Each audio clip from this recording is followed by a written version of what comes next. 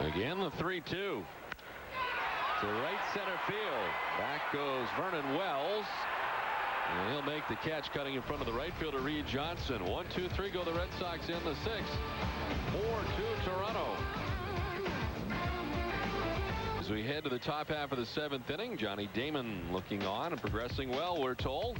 Let's take a look at what's on tap for the Red Sox, brought to you by Heineken. Tuesday night against the Baltimore Orioles on CN8. Wednesday and Thursday right back here on NESN. And the Yankees are in town in time for the weekend. The Fox National on Friday. We're with you Saturday and Sunday, as well as Monday, April 19th, 11 a.m. The Patriots Day start here, Marathon Day from Fenway Park. Of course, the pregame report 1 hour prior to all NESN games. Well, a mixed bag at times for Curt Schilling today. At times very, very good with the strikeouts. As we see right here against Carlos Delgado. And against Reed Johnson. But Phelps 0-2 up the middle with the base hit. And that gave Hinske a chance to hit. And Hinske gets the splitter and hits the 2-run home run. That's after 2 outs in the inning. And the pitching line is brought to you by Nissan. Over the first 6 innings, the 4 runs and 89 pitches. As Gomez, the number 9 hitter and shortstop for the Blue Jays, leads it off. He's done the same thing twice today. That's strikeout.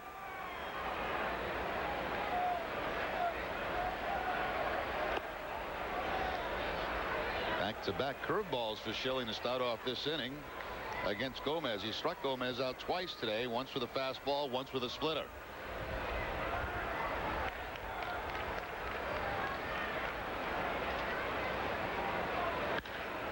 Line to right, down the line, and a foul ball. Not by much. There's Jeff Nelson, the first base umpire, looking down the line.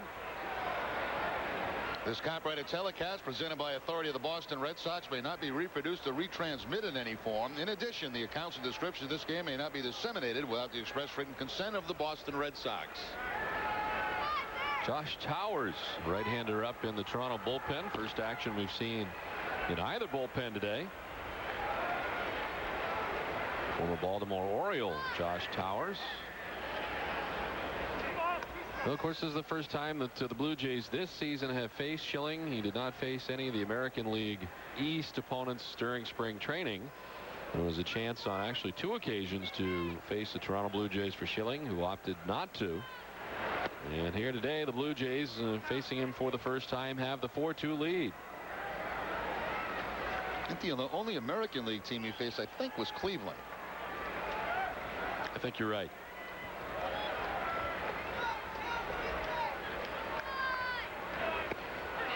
Strike 3 call. 9th strikeout for Curt Schilling. Gomez has gone down for the 3rd time today by way of the K. A lot of strikeouts for Schilling in the bottom 3 guys in the lineup. Questionable call there. Gomez thought it was a ball, but not the case. He's got him going down 3 times. Hudson twice.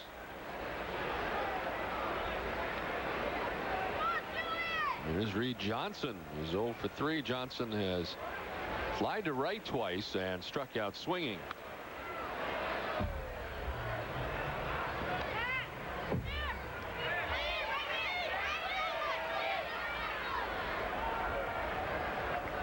Schilling up to 96 pitches as he works with 1 out here in the 7th inning. Hoping here to have a pretty quick inning to minimize his pitch count at the moment.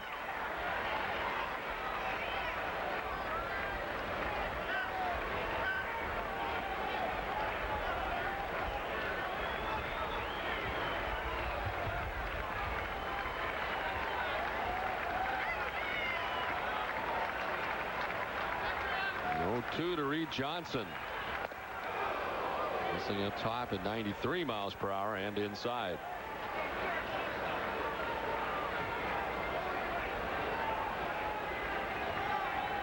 The Blue Jays have won just 1 game coming into today's action, 1-4.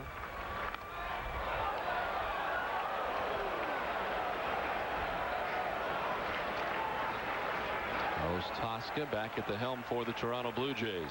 Three teams tied at 3-3. Baltimore, Boston, Tampa Bay. Yankees 3-4, and Toronto 1-4. Did he go the appeal first? No, says Jeff Nelson. And it's 2-2 to Reed Johnson. Frank Catalanato waits on deck.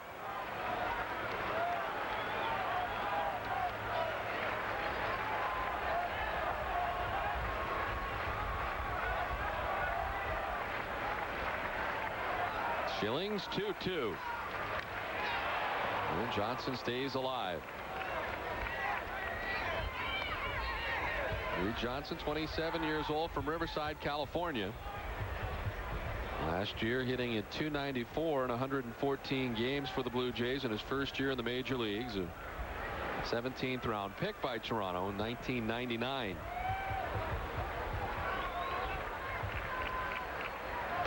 Strike 3 call.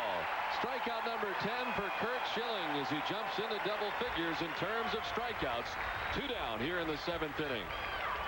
And both strikeouts in this inning coming on the fastball. Outside corner this time for the strikeout.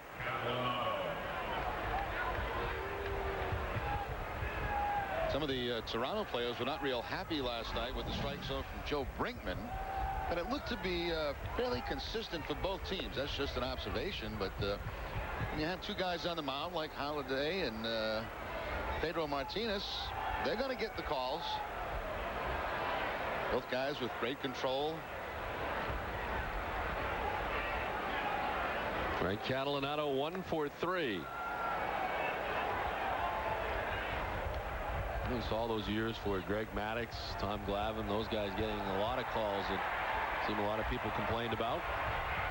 I guess it comes with the Glavine. It looked like sometimes Javi Lopez could set up in Macomb, Georgia, and get a strike.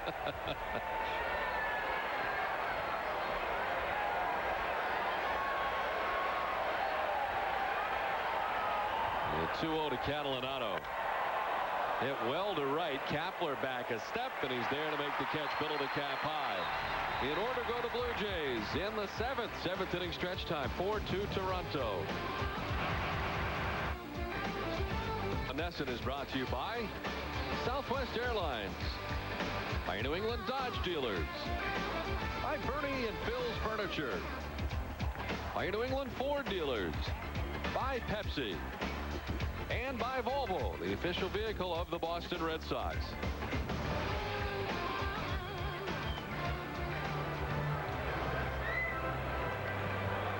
Stay tuned after the game for WB Mason's Extra Innings, where you'll find complete coverage and analysis of this game. Then immediately following, it's Granite City Electric Extra Innings Extra. Remember, after the last inning, the action is just beginning.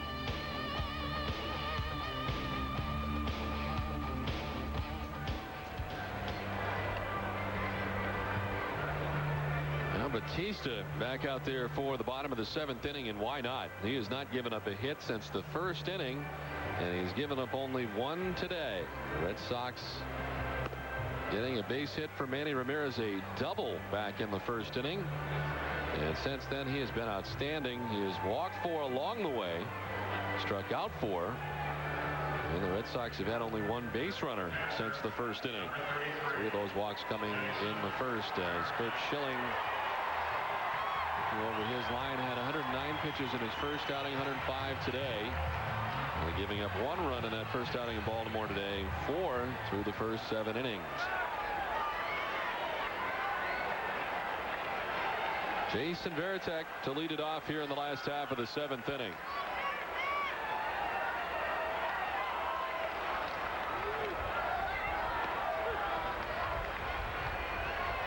We said it last inning, they really had him sort of on the ropes in the 1st inning. They couldn't get to him. Action in the pen. Right-hander and a left-hander for the Blue Jays. And this one tapped foul, 0-2. Looks like De Los Santos inspired, loosening up for the Blue Jays. Well, I keep wanting to call them the Devil Rays with these uniforms. 1-2 now to Veritek. Yeah, they are a little bit different. Do you not like them, the new uniforms for the Blue Jays? I like the old ones. I really did. I kind of like the logo, but I'm not crazy about the rest of it. Tampa Bay today, 10-0 over Baltimore.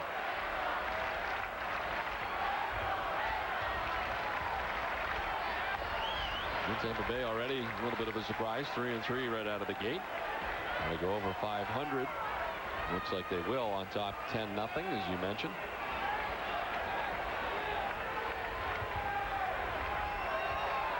The 2-2 to Veritek. Fouled off, and he stays alive. It'll be Kapler and Crespo to follow Jason Veritek here in the bottom of the 7th inning.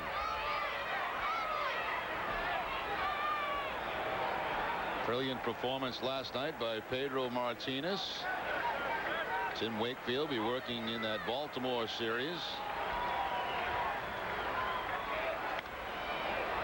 Fouled off the left side. Today before the game, Terry Francona said there would be a little bit of a move in the Red Sox rotation, and then Bronson Arroyo will not make his next regularly scheduled start, so that they can keep Pedro and Schilling and Wakefield and the others in line with the off day on Monday. The next scheduled start for Bronson Arroyo will be on Saturday. And there were many times last year, Jerry, really over the last couple of years, when the Red Sox had the opportunity with an off day to give Pedro another day off. They had, but that's not been the case, and certainly Schilling does not want to be a day off, so you have that contrast between the two. Pedro will miss that the Yankees in the series here at Fenway Park. The first one. And he'll be in line for the second series in New York. Line to center field, and diving to make the catch is Vernon Wells. What you're watching in center field for Toronto is one of the top players in the American League, Vernon Wells. He proved that last year, and he'll certainly do it again this year. Line drive by Veritek that just wouldn't sink. And Vernon Wells right there to take extra bases away.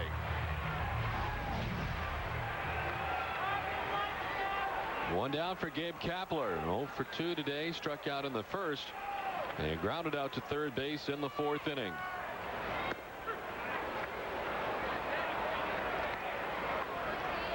Toronto with 6 hits. The Red Sox with just 1.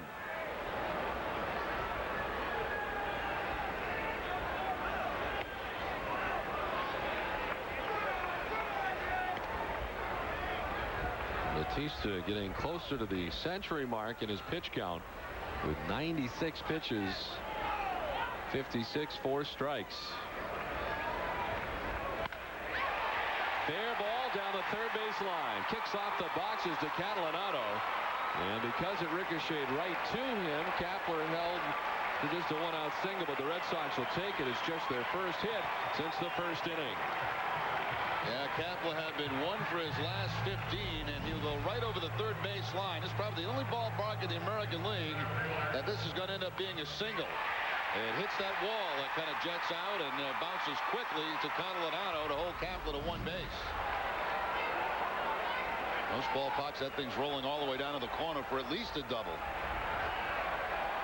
So 1 out, 1 on. Cesar Crespo 0 for 2. Ground out and a strikeout. Towards right center field, over goes Wells to make the catch. Bill of the cap high for out number 2. And there's 2 away as Kapler goes back to the bag at first. This game summary is brought to you by Dunkin' Donuts. Red Sox have not had many hits, just 2 today. Manny Ramirez in the first inning and Gabe Kapler here in the 7th inning.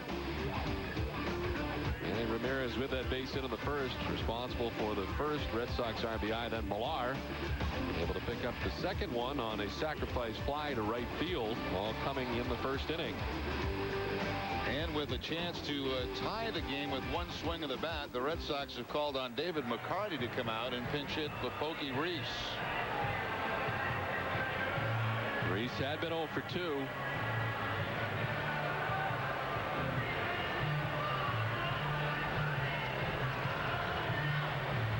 Pinch hitting actually becomes very difficult for the Red Sox. They're only carrying 4 guys on the bench, and one of those can't play, Johnny Damon.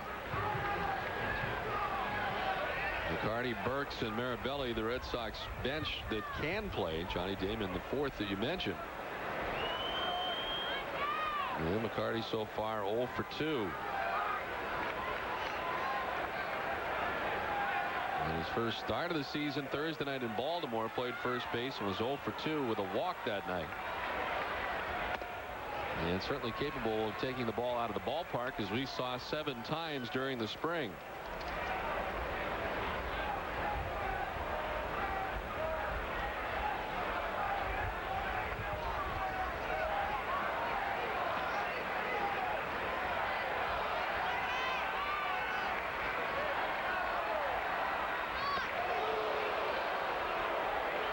And of course, the last time we saw David in the game, he made his Major League debut as a pitcher on Friday against these Blue Jays, entering with 1 out in the 9th, allowing 1 run on 1 hit and a walk, 2/3 of an inning.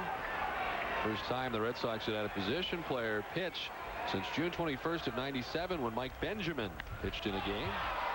Popped up, back a second. Orlando Hudson makes the catch, and the Red Sox are gone in the 7th inning. Through 7, Toronto on top 4-2. Top of the 8th inning back at Fenway. Blue Jays on top 4-2. Some defensive juggling for the Red Sox as Kevin Millar goes from first base to right field. From right field to center field, Gabe Kapler. And from center field into the shortstop spot is Cesar Crespo, as David McCarty, who pinch hit for Pokey Reese in the bottom of the 7th inning, takes over defensively at first base. And back on the mound for the Red Sox into his 8th inning of work is Curt Schilling, who has thrown 105 pitches here today and begins the inning with the Red Sox down by 2 runs, 4-2. Schilling has 10 strikeouts today. Vernon Wells sends one back at first. Bellhorn and McCarty makes the catch in fair ground.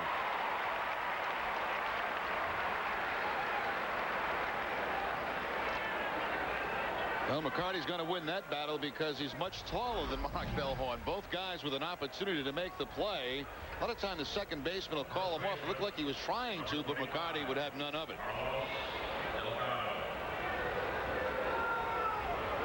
I think the breeze playing just a little bit with that pop-up. Well, and Emery up in the Red Sox bullpen, the first action that we've seen out there today.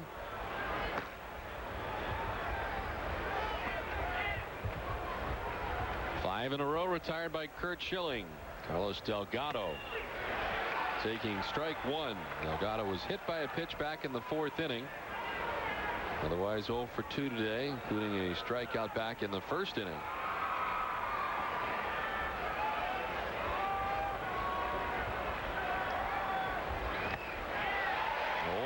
To Delgado.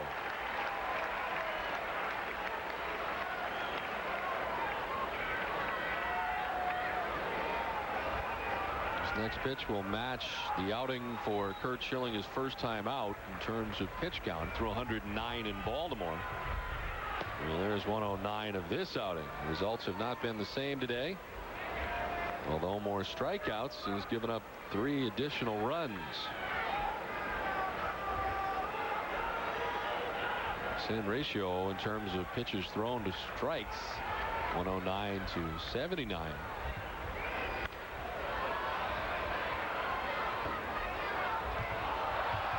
And dealing with a very dangerous Carlos Delgado. Delgado with 42 home runs last year was not his highest home run total in his career. He had 44 home runs back in 1999.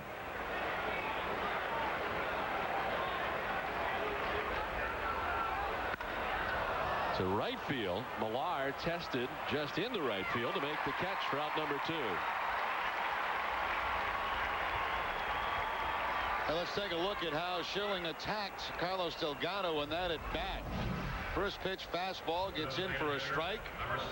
They trying to go inside corner. Second pitch fastball up and in for a strike on a swing. And it looked like the splitter for a ball. Cut fastball, a slider that he fouls off. And then a splitter that's hit pretty well by Delgado, but right at Kevin Millar. And the only pitch away really was that splitter that he did make contact on, but for the out.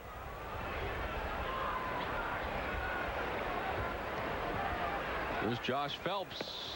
Takes the 1-0 for his strike. Phelps couple of hits today. A double in the 4th inning to drive in Toronto's first run. And a single in the 6th. 2 for 3 today with an RBI.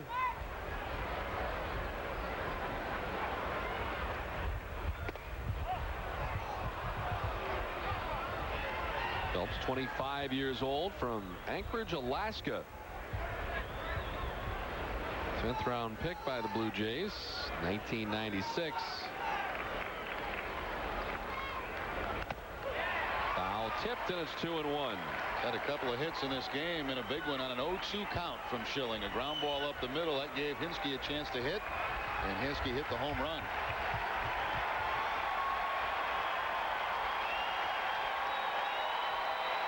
Curt Schilling with 10 strikeouts on the afternoon. He's retired 6 Blue Jays in a row. The 2-2.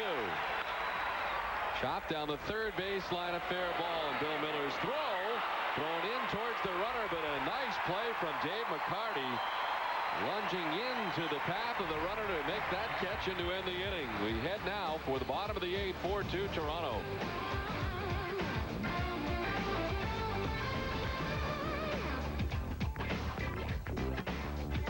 Here at Fenway Park with our Ford fans of the game. We couldn't find any Easter bonnets here today, but we've got the bunny ears on this Easter Sunday, and this makes it easy for me. This is Sarah Elizabeth and Sarah Elizabeth, both from Munson, Mass.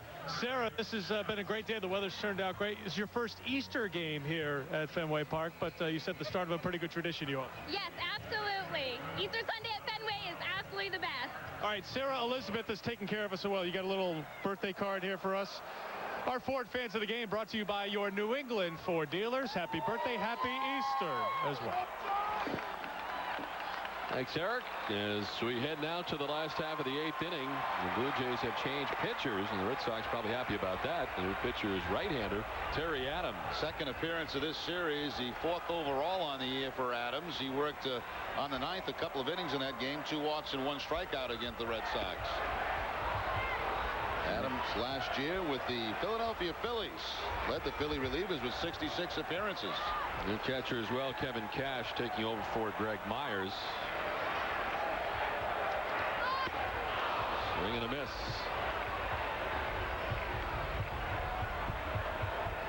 Bellhorn with a couple of walks today and a ground out. Miguel Batista went 7 innings, giving up 2 hits, 2 runs. He walked 4 and struck out 4. Only 2 hits over 7 innings of work. A hit by Manny Ramirez in the 1st inning, and a hit by Gabe Kapler in the 7th inning, and that was it for the Toronto starter. Check swing foul back into the seats.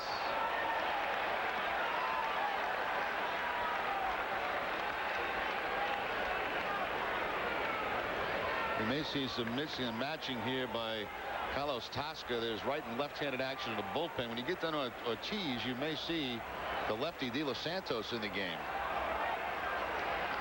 He did that last night. This one was fouled off. We saw Aquilino Lopez come into the game after De Los Santos faced just 1 hitter. A look at the Red Sox bench. We've already seen Dave McCarty into the game. Burks and Marabelli left on the bench, and pretty much a full bullpen for Carlos Tosca, with the exception of Terry Adams, who's now in the game. And he has the luxury of 2 lefties. De Los Santos and Kirshner are lefties. Full count of the leadoff hitter, Mark Bellhorn. Ball 4, the Red Sox have the lead man on.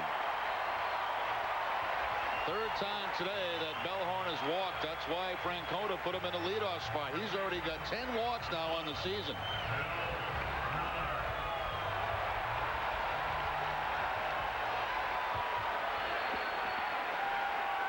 That is the 5th walk given up by Toronto pitching. The 3rd of the Red Sox leadoff hitter Bellhorn. And here's Bill Miller, 0 for 3 today.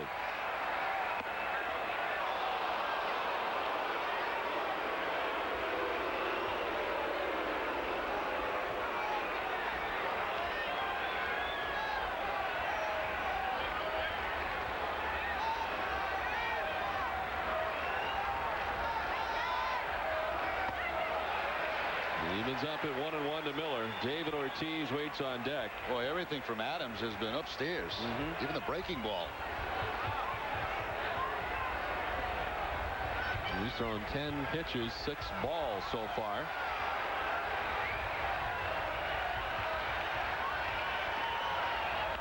Miller pops it up, short right. Down goes Orlando Hudson with a short lawn and right to make the catch route number 1. Well, let's see now if Tosca makes the switch. You got Ortiz coming to the plate. He's got a lefty in the bullpen.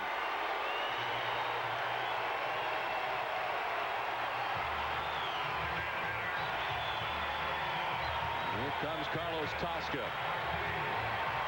And he will indeed go to the lefty in the bullpen who has been warming out there. De Los Santos, who we saw last night, we'll see again today. As the Toronto Blue Jays make a pitching change, we'll step aside. Blue Jays on top 4-2. Back at Fenway, where the Red Sox trail 4-2 to the Toronto Blue Jays. The Red Sox batting here in the last half of the 8th inning. Being out hit 6-2 by the Blue Jays. And a look at the bullpen and bench situation right now, Jerry. McCarty, you can scratch out for the Red Sox. Adams and now De Los Santos. Still plenty of pitches out in that bullpen for the Blue Jays. Of course, Damon also an extra guy, but we didn't even list him because not likely to be part of this ball game. Terry Adams going just a third of an inning. Responsible for Bellhorn, who's at first base with 1 away, and the new Toronto pitcher is Valerio De Los Santos. 4th appearance of the year, 2 1/3 total, 3 strikeouts. He did work in the game last night, an inning in the 3rd, allowed 1 hit and did have 2 strikeouts.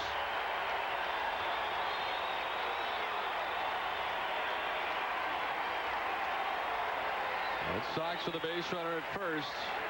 A potential tying run at the plate in David Ortiz, 0 for 2 with a walk today.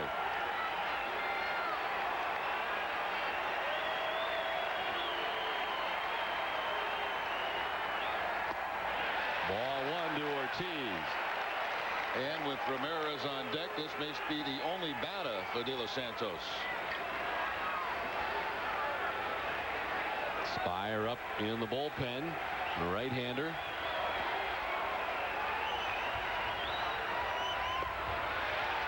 To Ortiz.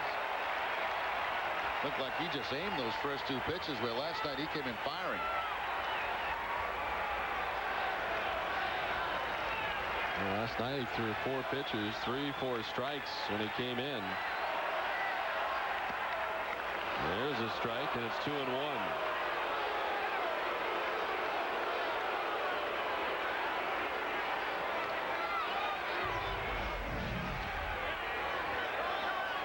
David Ortiz didn't like the call on the breaking ball on the 2-0 count. So to see why.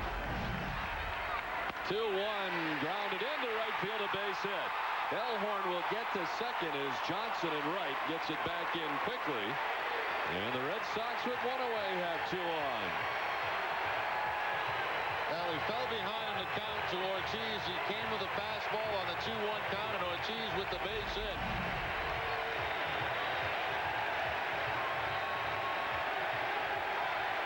David still angry after the count on 2-0, picks up the hit.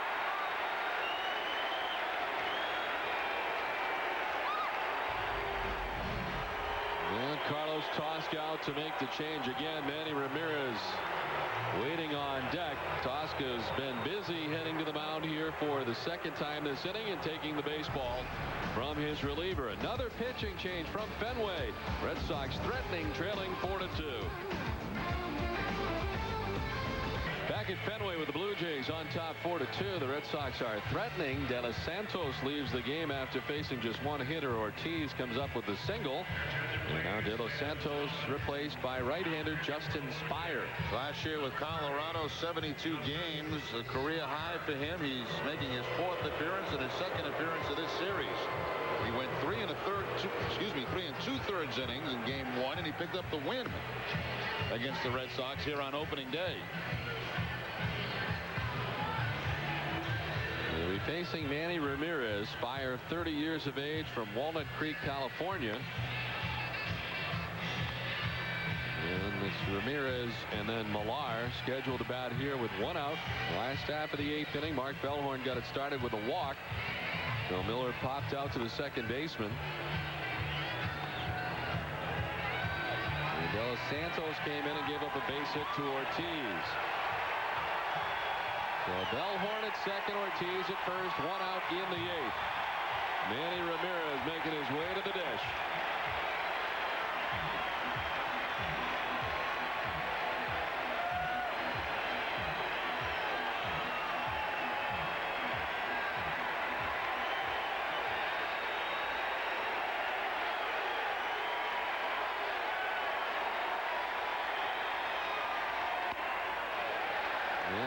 Situation has been very good, and among active leaders he is third only to Todd Helt and Mike Sweeney. The runners in scoring position in the minimum with 500 ABs.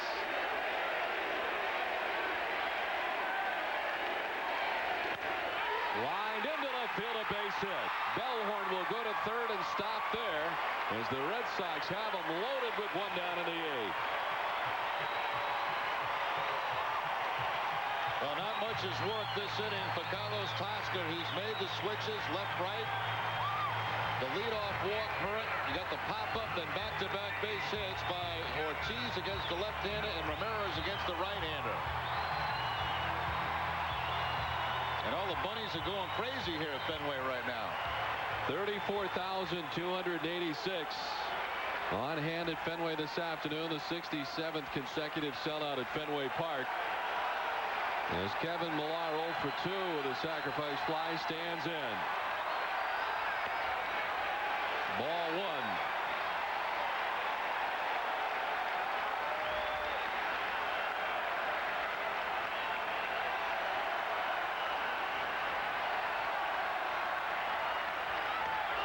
Big swing and a miss. Millar thinking grand slam with that cut.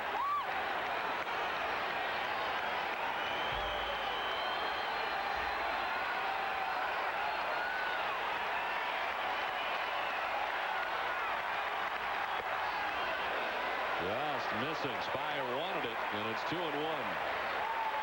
We've seen that called a strike here today. Bellhorn at third. David Ortiz at second. Manny Ramirez at first. The 2-1. Millar grounds it into left field, a base hit. Bellhorn will score. Ortiz will stop at third, and the Red Sox are within a run. It's 4-3. 3 consecutive Boston hits.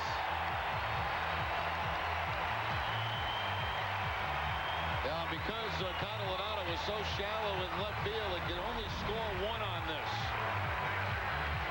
Millar with the top spin ground ball. Catalanotto charges hard in left field, and they're going to have to hold up Ortiz at third base. Right now, the bullpen exploding for the Blue Jays. Jason Varitek stands in and grounds it foul outside of first. Varitek has never had a grand slam in his career.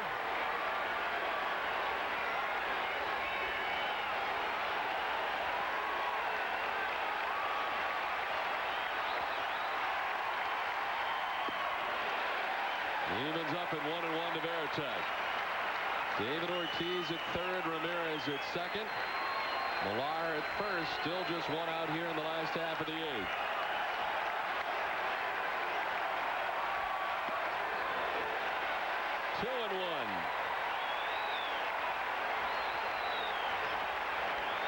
Double-billed action in the bullpen for the Jays. So far, what they have used has not worked. Fouled off the left side. And it's 2-2 to Jason Varitek. He is 4 for 19 to begin the season. Walked back in the first inning.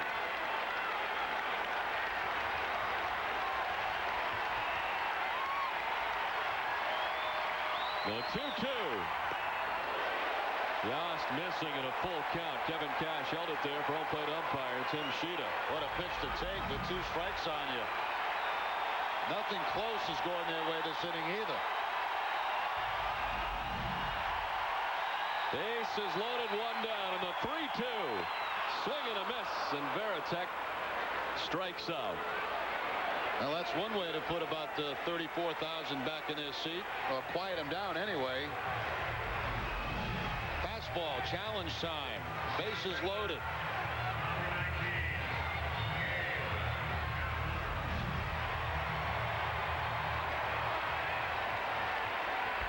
Varitek gone, and here's Gabe Kapler. He singled his last time up. And takes strike one. He is one of 5 Boston hits today. Does have a grand slam to his credit.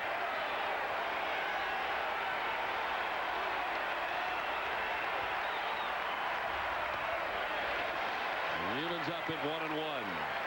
Kapler, the 7th member of the Red Sox to bat this inning. Boston with 3 hits. Going to have a walk this inning. He's 3 for 7 against Spire in his career. 1-2 now to Kapler. Against the right-handers, quite a few sliders from Spire. Not a big breaking slider. So it's coming on. Singles to Ramirez, then Millar before he was able to strike out Varitek. He went to the mouth, apparently. Yeah, that should be called a ball then. And the home plate umpire, Tim Sheeta, saying it right away, and there will be a ball. Make it 2-2.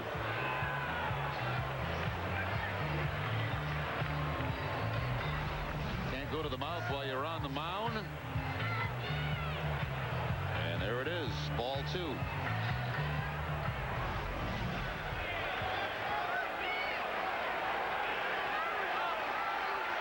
Red Sox with the bases loaded, 2 outs here in the bottom of the 8th, trailing by a run. The 2-2. Strike 3. Kapler strikes out, and the Red Sox leave them loaded. They do get a run back. At the end of 8, it's 4-3 Toronto.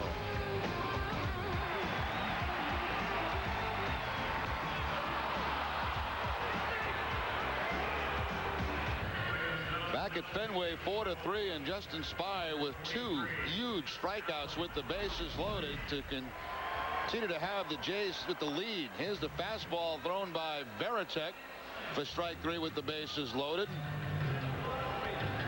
And that'll always bring that kind of reaction in that situation. And then Gabe Kapler. Looks like the slider again. Strike 3, and Spire pumps that right hand. Get out of a major jam. And the Red Sox bring in Alan Embry to pitch the 9th. 5th appearance for Embry. He's worked a total of 2 2/3, 1 hit, a couple of runs given up. Embry, the 2nd appearance of this series, a 1/3 of an inning on Friday night. Curt Schilling, 116 pitches here today, 8 innings pitched, 6 hits, 4 runs. He did not walk anyone, and he struck out 10. And he's on the hook as he departs with the Red Sox trailing by a run, 4-3. Kinski hit the 2-run home run off Curt Schilling back in the 6th inning that gave the Blue Jays the lead for the first time today.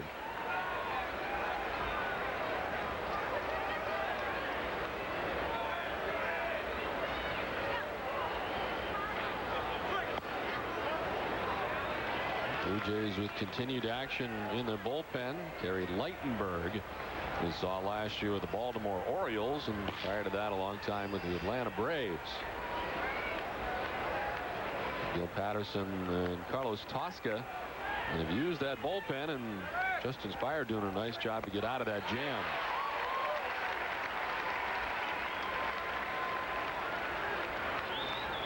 One and 2 to Hinske. Then it'll be Kevin Cash and Orlando Hudson scheduled to bat here in the top half of the 9th inning.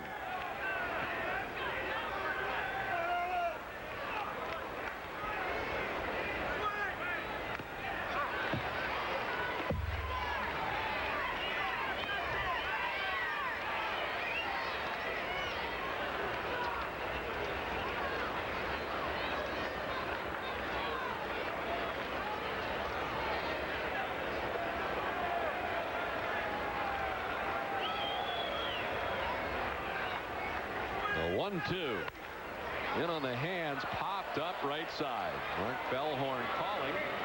And about equidistant between first and second, he makes the catch for out number 1. Well, stay tuned after the game for W.B. Mason's extra innings. You'll find complete coverage and analysis of this game. Then immediately following, it's Granite City Electric's extra innings extra. Remember, after the last inning, the action's just beginning.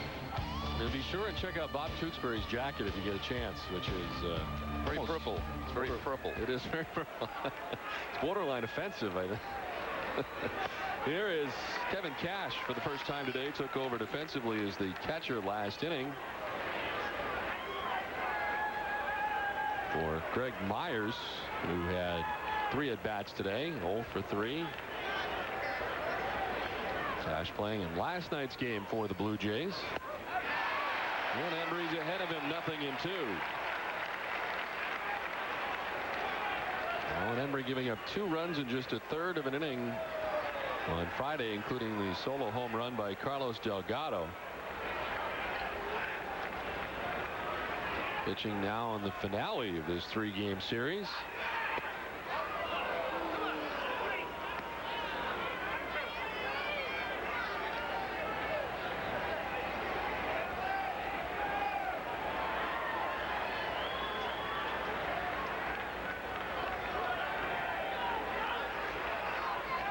Ahead of Cash, 1-2.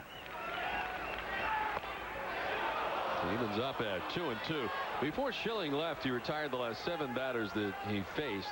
So with Embry getting the first batter this inning, 8 Blue Jays in a row have been retired. Happy Easter to you as well.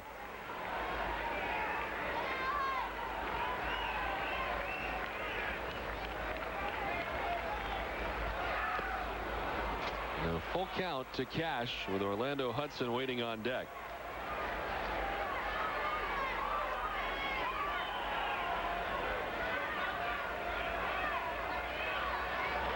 '65 relief appearances last year for Embry.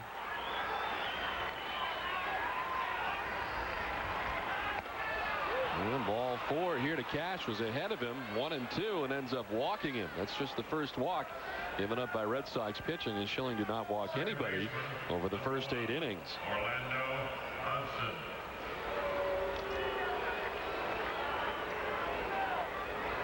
So 1 out, 1 on, and here's Orlando Hudson. 0 for 3 today. Glad to see Schilling gone as Hudson struck out twice against Schilling.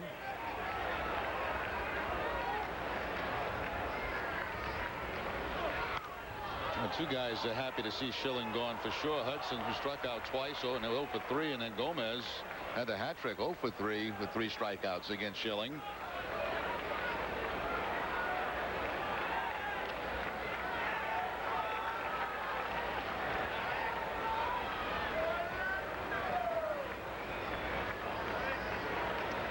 Hudson 4 for 21 to begin the season.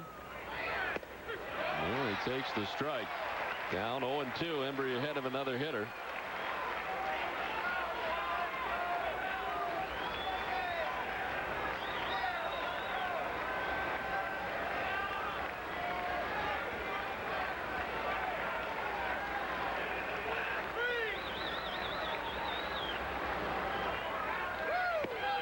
Strikes him out. Just blew that one by him, 92 miles per hour.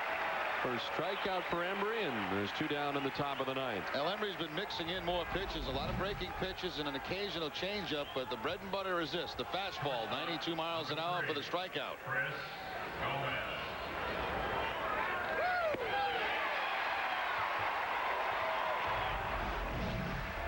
And Keith Polk up in the Red Sox bullpen.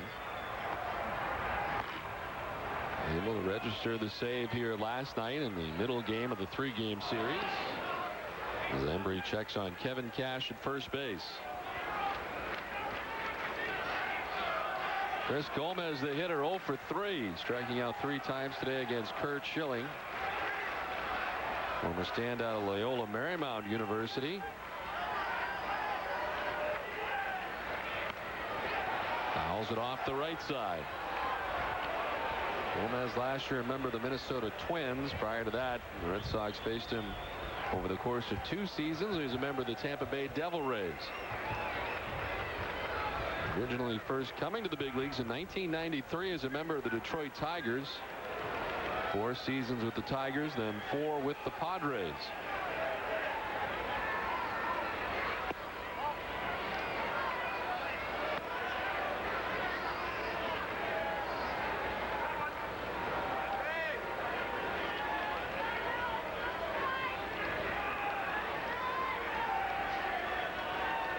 Curt Schilling worked the first 8 innings today. Alan Embry working the 9th. 2 outs, a runner at first. Miller diving, can't come up with it. Into left field. Up to second base goes Kevin Cash. And Toronto with runners at first and second now with 2 down. Well, you got to give some credit there to Gomez. I mean, he punches out 3 times against Schilling, and in his 4th at bat, able to pick up the base hit. Bill Miller goes into the dive just under the glove. And a couple of men on here with 2 outs in the top of the 9th. Francona out to the mound. Looks like he's made the call of the bullpen. Reed Johnson will be the next hitter, and the Red Sox will have a new pitcher. When we come back to Fenway Park, Boston trailing by a run, down 4-3.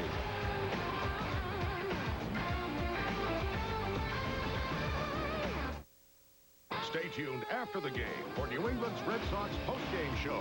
W.E. Mason's Extra Innings, a complete Red Sox wrap-up, followed by Granite City Electric's Extra Innings Extra. After the last inning, the action's just beginning. Know the score before the game with Nesson's new 1-hour pregame show. Olympia Sports presents the Boston Globe pregame report. 1 hour before game time on Nesson. Baseball is a game of rhythm and respect. Day by day, inning by inning, pitch by pitch. It's the rhythm that draws you in, and the respect for the game and its history. Well, that's what makes you a Red Sox fan. One nation, one network. Nesson, your home for Red Sox baseball. Tuesday, Red Sox Orioles at Fenway. Coverage begins at 6 on Nesson. Back at Fenway with the Blue Jays on top 4-3. The Red Sox making a pitching change with 2 outs and 2 on. The closer is in. Keith Folk into the game. Folk making his 4th appearance. He picked up save number 2 last night, inning in a 3rd in that game, only allowing 1 hit. See what's coming up. Johnson 0 for 2 in his career. Catalano 2 for 9, and Wells 0 for 2.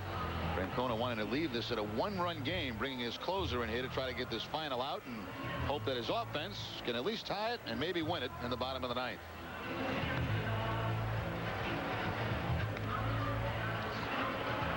Reed Johnson will be the next hitter. This, of course, not a save situation for Keith Folk. We talked a little bit about it last night, the number of times that he went longer than an inning. The guy who can give you a lot of innings. 10 out of the 43 saves he had, he went more than an inning to record that save. Ended up with a total of 9 wins. And it's only hitting 184 against him last season. Here he is trying to get the final out here in the top half of the 9th inning. Cash at second, Gomez at first, 2 down, and Reed Johnson, the hitter, 0 for 4 from the top spot in the Jays order. Strike 1.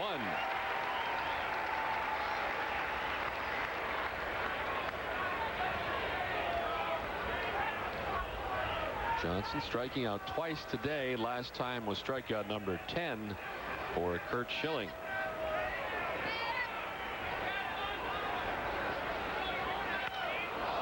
To left center field. Kapler on the run will make the running catch onto the warning track. Nice catch by Gabe Kapler. Got a great jump and brings it in to preserve the 1-run deficit. On to the bottom of the 9th. 4-3 Toronto.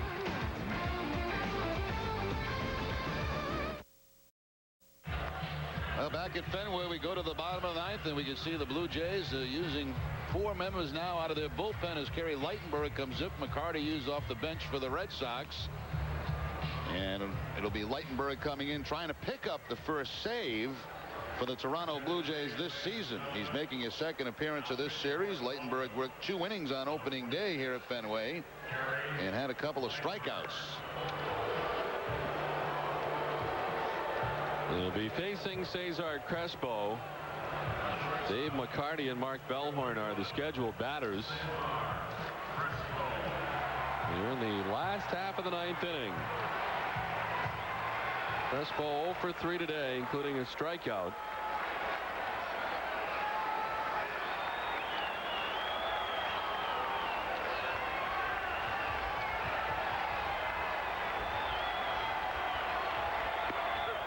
Strike 1 to Crespo. Seemed like every time the Red Sox faced Kerry Lightenberg as a member of the Orioles, they got to him, it seemed. Yes, Crespo taking the strike quickly down in the count 0-2. Crespo thinking this pitch might be a little bit low, but finds himself down 0-2. See the catch and cash pulling it up to about knee high. Crespo hits it down the line. Headed towards the corner. Crespo's headed for 2. He will pull it up at second base with a leadoff double to begin the bottom of the 9th.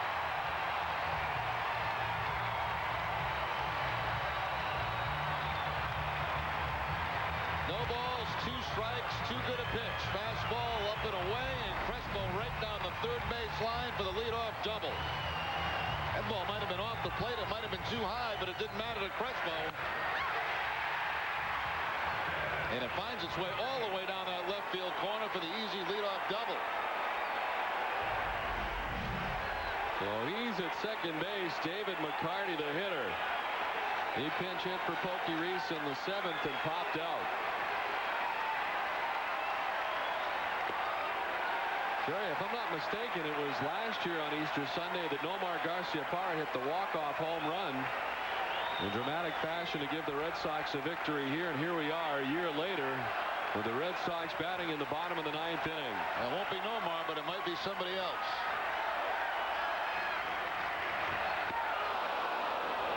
1-1. Big swing from McCarty.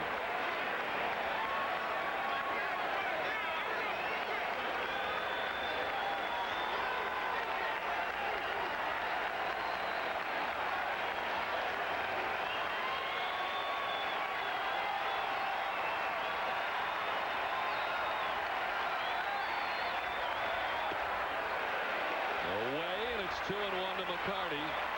Mark Bellhorn waits on deck. Most of Lightenberg's closing experience was with the Atlanta Braves early in his career. And 30 saves with the Braves in 1998. A strike on the corner to even the count at 2-2. Steady diet of sliders to McCarty.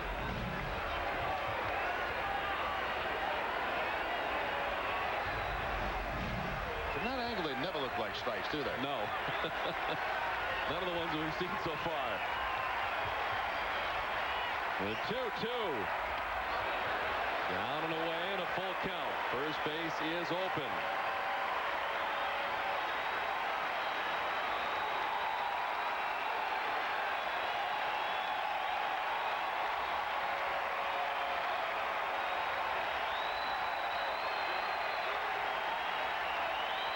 The payoff pitch. McCarty strikes out. McCarty turning around to check with the home plate umpire, see if that was a strike. I don't believe it was. It looked like it was away. Again, a slider from Kerry Lightenberg, and McCarty can't stay off it. Not only do you get the strikeout, but you don't advance the run into third base.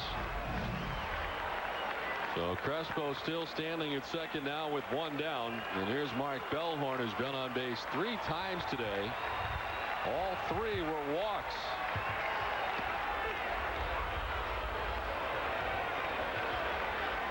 Certainly what you want from your leadoff hitters to get on base. And Bellhorn, in his first appearance, the top of the Red Sox lineup, has done just that today.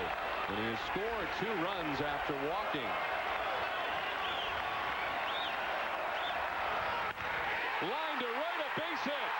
Crespo will be sent around. Johnson is up and throwing. The throw to the plate, not in time. And the Red Sox have tied the score 4-4.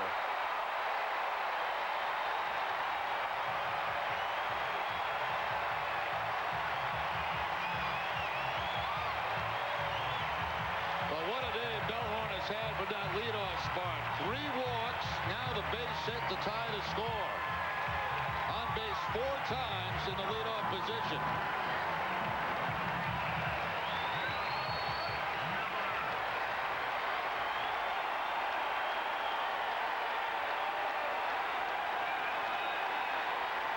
Now Bill Miller with the score tied 4-4. Miller 0 for 4 today as he takes ball 1.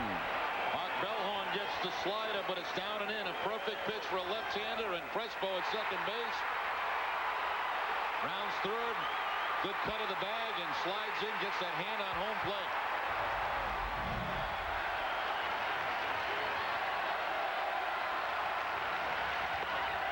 Two 2-0 to Miller. The only hit for Miller, a home run off Kerry Lightenberg, who started this the bottom of the 9th inning and has now been charged with a blown save. And as Lightenberg barely grabs the outside corner, you saw Gil Patterson on the phone. As the Blue Jays bullpen very busy, they have 2 pitchers up in the pen. Looks like Kirshner, the left-hander for Ortiz, and then Aquilino Lopez, the right-hander. Still just 1 out in the inning. And the throw to first. And back in time is Bellhorn. Pretty impressive last 24+ hours for Bellhorn. A home run here last night. First of the season, and now today tying the score with an RBI single in the bottom of the 9th. And a strike makes it 2-2 to Bill Miller.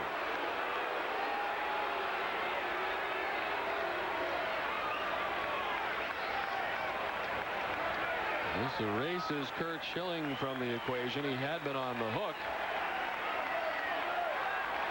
We get a no decision today.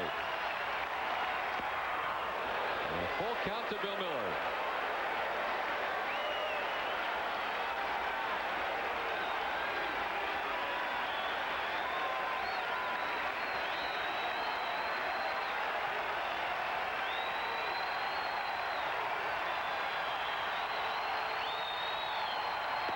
Miller strikes out. Off with the pitch was Bellhorn, and he jumps up into scoring position. So a theft of second base with 2 down, and David Ortiz making his way to the plate. And Carlos Tosca making his way to the mound to go to get the left-hander.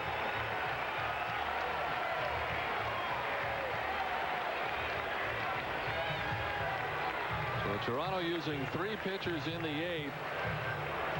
Tosca will employ his second pitcher of the 9th as he takes the baseball from Kerry Lightenberg, who leaves with the blown save. We're in the bottom of the 9th, tied at 4.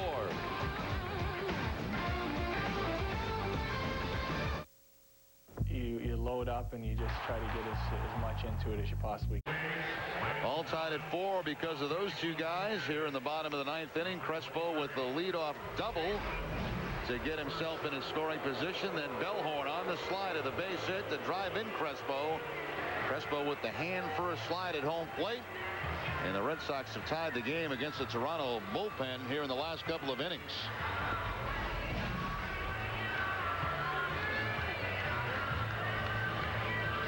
Well, the new pitcher for the Blue Jays, Jason Kirshner. Started off in AAA a year ago, made 40 appearances with the Blue Jays after being called up. David Ortiz 0 for 1 in his career against Kirshner. This is the first look at the left-hander in this series. A 7-year-old from Scottsdale, Arizona. The Padres and the Blue Jays is passed as you look at Kerry Lightenberg, who could not get the job done today. Came in the 9th with a 1-run lead. Now the Red Sox, who have tied it up in the bottom of the 9th, trying to push across the winning run. Bellhorn at second base with 2 down. David Ortiz singled his last time up.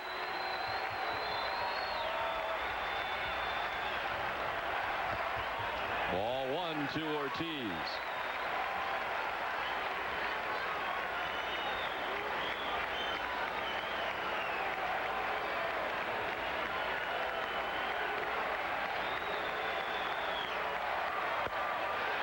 Out of the crouch that time was Kevin Cash. They went up top to Ortiz, and they fall behind 2-0. Same thing happened in his last at bat against De Los Santos. Fell behind him 2-0. Then he got a strike for 2-1. Then Ortiz got the base hit. He's up here 2-0.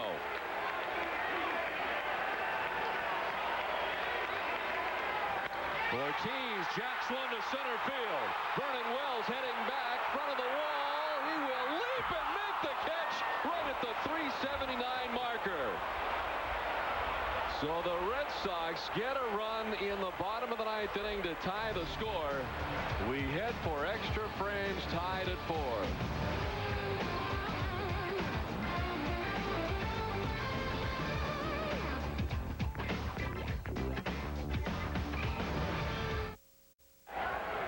Back at Fenway, heading to the 10th.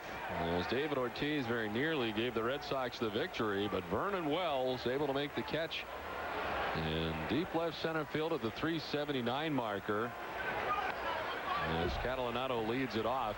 That wind appears to have picked up too, Jerry. I wonder if that had anything to do with that. Well, at first look, I thought it was going to be out of here. It looked like it certainly had a chance to at least be off the wall out in left field. Ball hit a long way by Ortiz, but we could feel the breeze here in the booth kind of blowing in, Don. That might have knocked it down a little bit.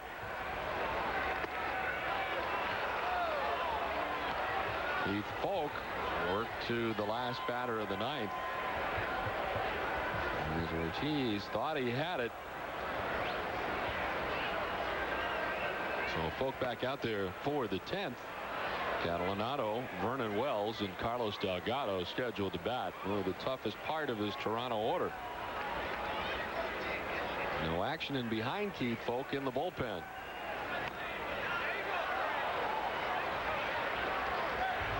David Ortiz going back toward that 379 mark. When it left the bat, it looked like it certainly had a chance, but Vernon Wells back to the warning track at the handout, ready to pat himself against the wall, and makes the catch just in front of 379.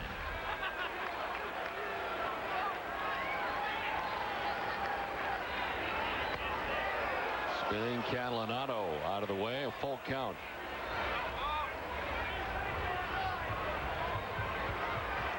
Well, the Red Sox, the 23 final at bat wins last season. On the ground and out of the reach of Bellhorn into right field. And the Blue Jays have the lead runner on here in the 10th inning. Well, now you get deep into the heart of this order. Wells, Delgado. Delgado's been very quiet today. Phelps has had a good day.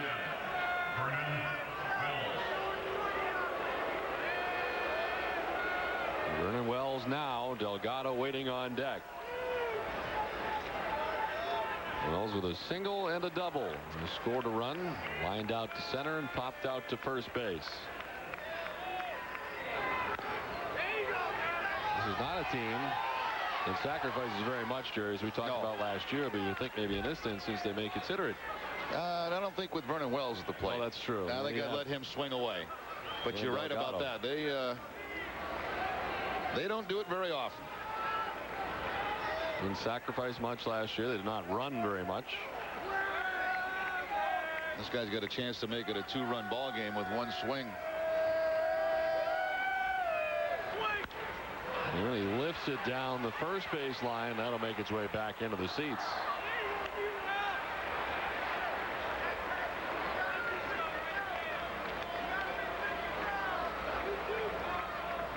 Seems like Vernon Wells has been around a little while, but he's still just 25 years of age. This marks the 6th season in Toronto for him. He was a first-round pick, 5th overall back in 1997.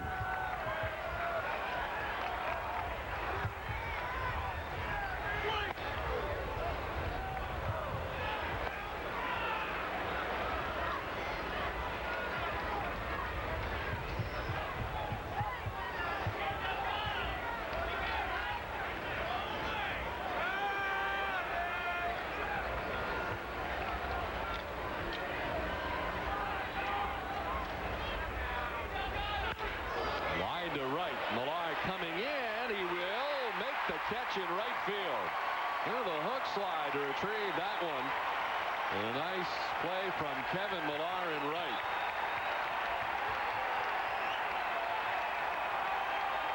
Kevin Millar picking this line drive right off the grass.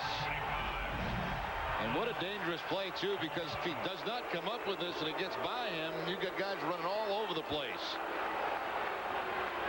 Right from his knees, and he'll make that catch, that big outfielder's glove, getting it right before it hits the grass. One down. Catalanato still at first. Here's Carlos Delgado.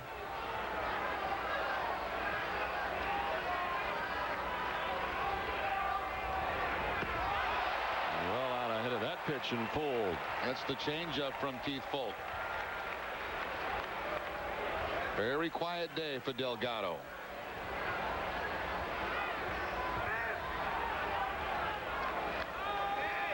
Red Sox have action in the pen. Delgado finds himself down 0-2. Bobby Jones, the left-hander. Scott Williamson, the right-hander.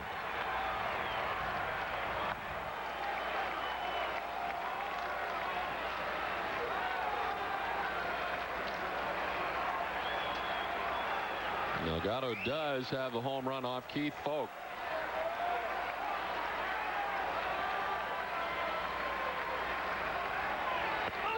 Strike 3 call, and Delgado takes with him the first strikeout for Keith Folk. Two down. We've mentioned many times, Don, how Keith Folk has to be right on the corners with the fastball, and that's exactly where he is here, right on the inside corner.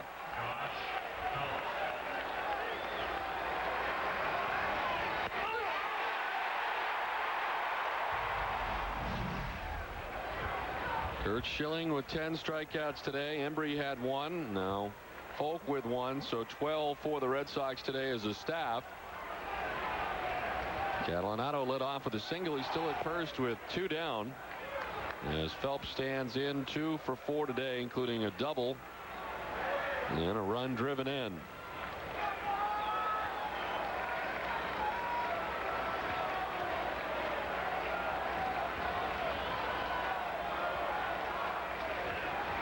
Remind you, the Bruins coverage right after the game is over today, as the Bruins get ready for Game 3 of their series against the Montreal Canadiens. And as soon as we are done today, Bruins coverage.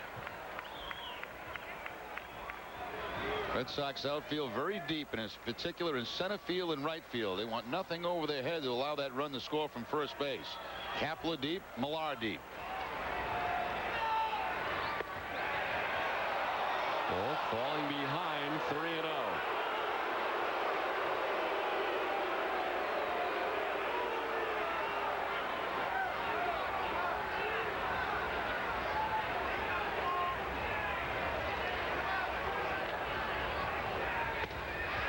And ball 4 on 4 pitches. So a 4-pitch walk to Josh Phelps. Catalanato, the potential go-ahead run, jumps up into scoring position.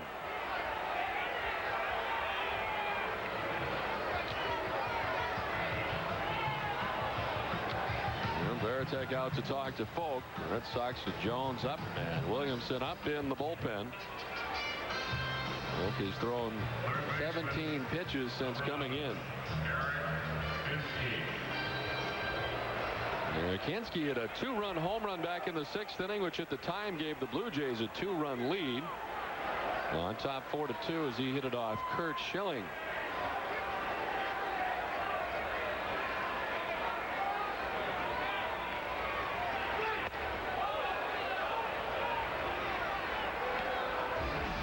Kinski had no home runs coming into today, but this 2-run blast gives him his first of the year, and the first home run off Curt Schilling this season. And Curt was none too pleased. He'll end up with a no decision today as the Red Sox tie the score 4-4 in the bottom of the 9th. A single run in the bottom of the 8th for the Red Sox to make it 4-3, and then the single run in the bottom of the 9th to tie it 4-4. And the Jays are threatening here in the top half of the 10th inning. And folks struggling to throw a strike right now. There's a strike, and it's 2-1. 2-0 changeup for the strike. When in doubt, go back to his best pitch, and he gets a close call here. Some have gone his way, some have not gone his way.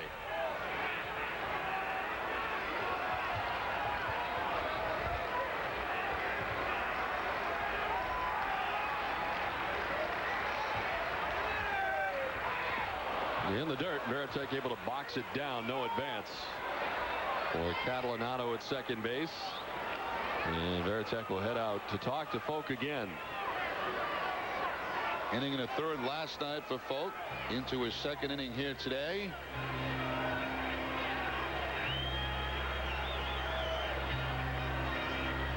He threw 31 pitches on Thursday. And only 11 in the game yesterday.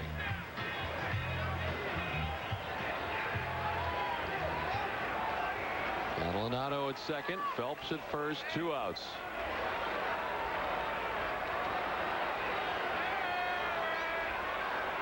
The 3-1 to Hinske. In there for a strike. Hinske doesn't buy it, and it's a full count.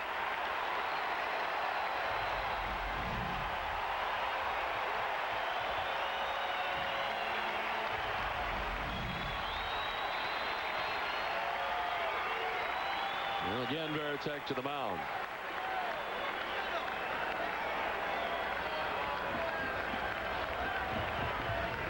Four pitches for Keith Folk, 13 strikes.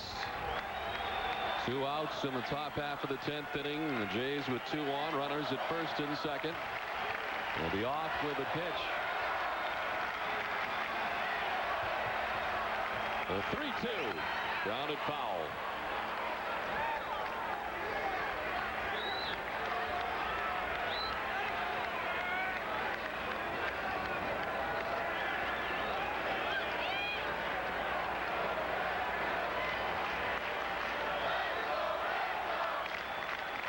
Hinske with 12 home runs last year, 24 in his rookie season in 2002.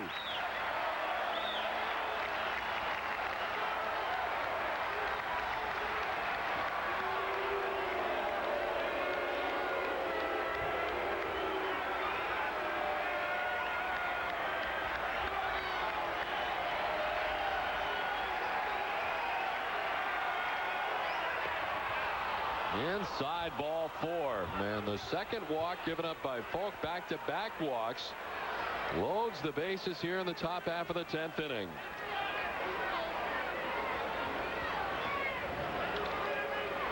Jones and Williamson have been up pretty much the entire inning out there in the Red Sox bullpen. And Folk will face Kevin Cash. Cash walked in his first at bat in the 9th inning, hitting for Greg Myers. Strike 1.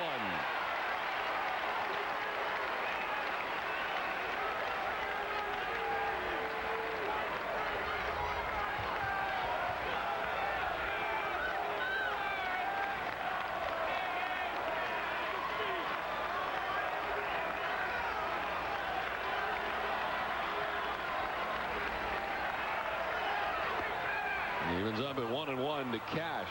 Catalanato just 90 feet away with the go-ahead run for the Toronto Blue Jays. Doesn't matter to Keith Folk whether it's a right-hander or a left-hander. He's still going to use that changeup even against the right-handers. Starts a Cash off with a couple of fastballs.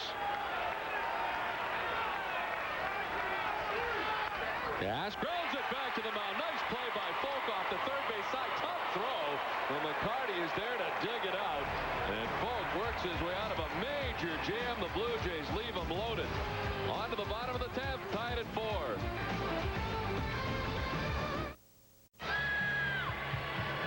All tied at 4 and plenty of action here late in the game. Red Sox with a great opportunity 8th, but Spires with back-to-back strikeouts with the bases loaded. To put the Red Sox back in the dugout. Ortiz makes a bid to win the ball game, but right to the 379, and Vernon Wells with the catch. And Keith Folk with the bases loaded on a changeup. Gets to tap it back to the mound, and almost throws it away at first base. A nice play by David McCarty to make sure they got the out.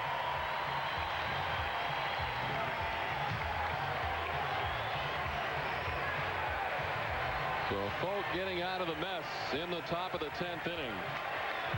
Jerry, it was indeed last Easter that Nomar Garciaparra on April the 20th hit a walk-off home run off Toronto's Cliff Polite to give the Red Sox a 6-5 victory here at Fenway Park. You see what the Red Sox fate is here. In 2004, Ramirez leads it off in the 10th. And against the slider of Aquilino Lopez, his fourth appearance. Manny 2 for 5 with a home run against Lopez.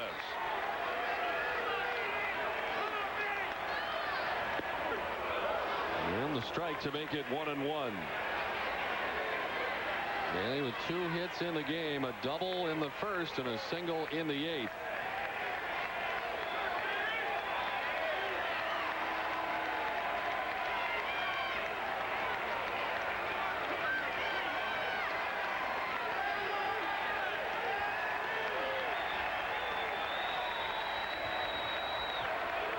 And Lopez calling time. He wants to get on the same page with Kevin Cash.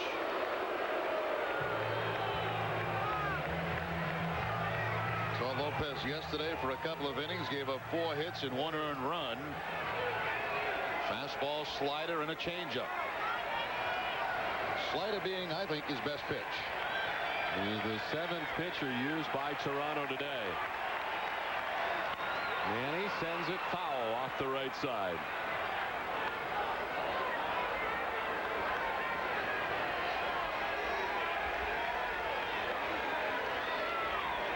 Ramirez, Millar, and Veritek scheduled. Anybody gets on, Gabe Kapler will get a chance. Bottom of the 10th, tied at 4.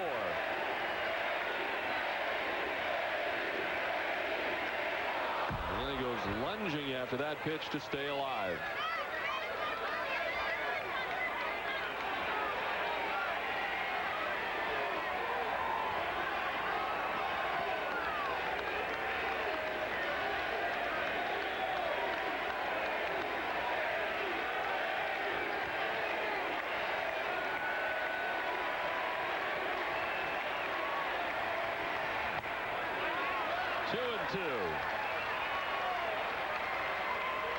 Once again, the outfield deep also for the Blue Jays. Wells in center field. Reed Johnson trying to prevent the extra base hit. Not on the lines. There are 2-2. Ramirez hits a hard ground ball out of the reach of Gomez into left field. And the Red Sox have the lead runner on in the bottom of the 10th. Well, another 3-hit performance today by Ramirez. He was 3 for 4 yesterday, 3 more hits today. And that's on the slider. Stays out over the plate. Manny top spin ground ball quickly past Gomez. And the Red Sox have the leadoff man on.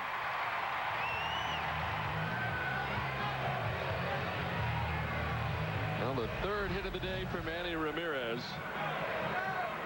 And Kevin Millar will be next. The Blue Jays bullpen is quiet right now. It is Aquilino Lopez's game. Good or bad at this moment with Manny Ramirez standing at first.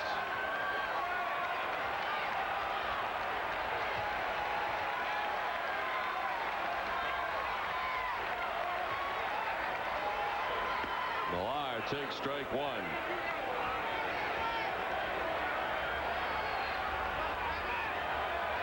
Sox had a 2-0 lead, then trailed 4-2, tying at 4-4. With a run in the 8th and a run in the 9th. A potential winning run standing at first base in Manny Ramirez. Nobody out last of the 10th.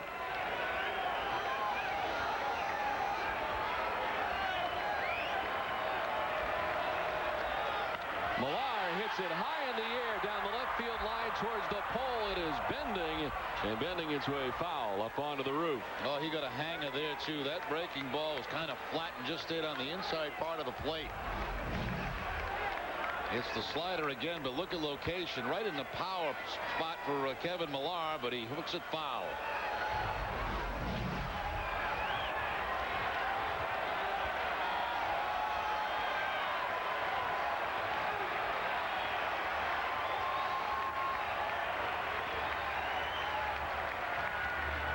Millar grounds it. The shortstop Gomez flips to second, not in time. Had trouble digging it out. And reaching at second base is Ramirez. Millar at first, nobody out. I'll give credit to Manny Ramirez for hustling all the way on this. It's a heck of a chance or a heck of a play by Gomez to knock the ball down and get it to second. But Manny's going hard all the way into the bag and will beat it. The dive, he knocks it down. He can't quite get the handle right away. By the time he puts that shuffle pass over, Ramirez will beat it. Little pop-up slide by Manny.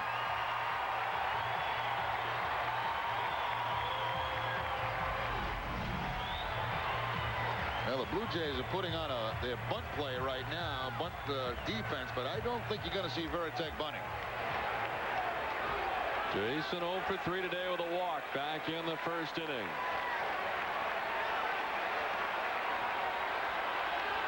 And now Cash will go out and talk to Lopez. A seemingly endless conversation's gone on most of the inning. And so far, the results have not been too good with those conversations.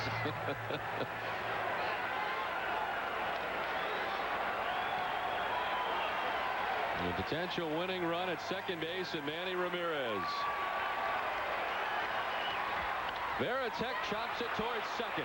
The second for one, on to first, a double play. But over to third base with now 2 down goes Manny Ramirez, just 90 feet away with 2 outs.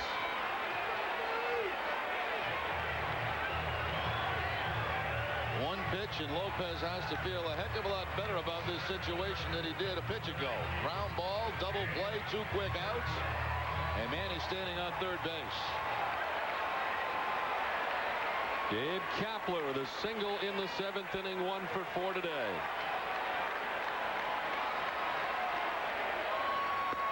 Strike 1. I don't know if it enters Kapler's mind, but he's got Hinsky a mile behind that third base bag. Top one down in the game. He's got great speed. Kapler pops it up. Foul off third. Hinsky coming down. The catcher Cash there, but it's Hinsky who makes the catch, and the Blue Jays get out of the jam. We are headed for inning number 11 from Fenway Park with the score tied at 4.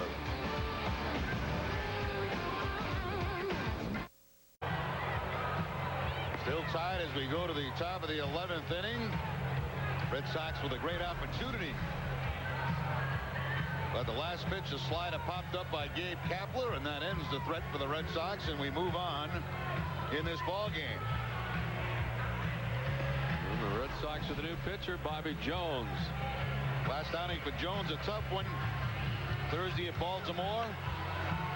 5 walks in that ball game and an inning in the third. Walked home the winning run.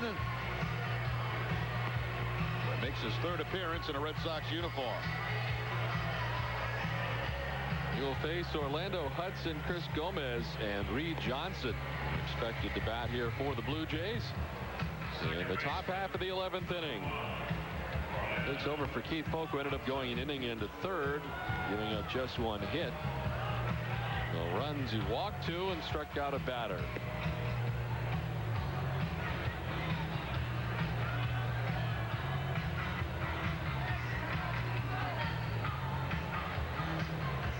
Red Sox fresh off their 13-inning affair in Baltimore on Thursday night, final game of the road trip, and here they are in the 11th inning in the final game of this 3-game series with the Toronto Blue Jays.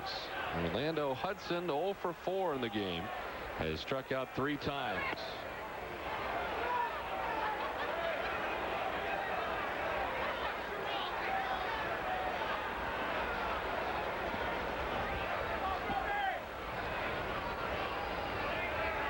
And it was Bobby Jones, of course, in that 13th inning, who ended up with the 4 walks.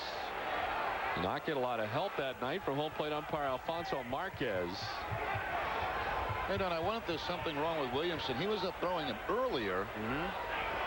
Sat down. And right now, with Jones in the game, they have left-handed Alaska throwing out there. So last time Williamson worked was back on Thursday, a couple of innings against the Orioles. So he's well rested.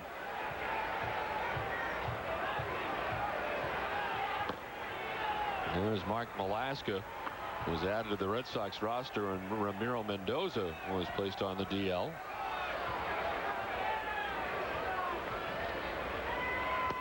Well, a 4-pitch walk to Orlando Hudson to begin things in the 11th, and the walk troubles continue for Bobby Jones. It's 5 straight walks now. 4 walks to that inning against the Orioles to give the Orioles a win in that game. Walks the leadoff man here in the 11th.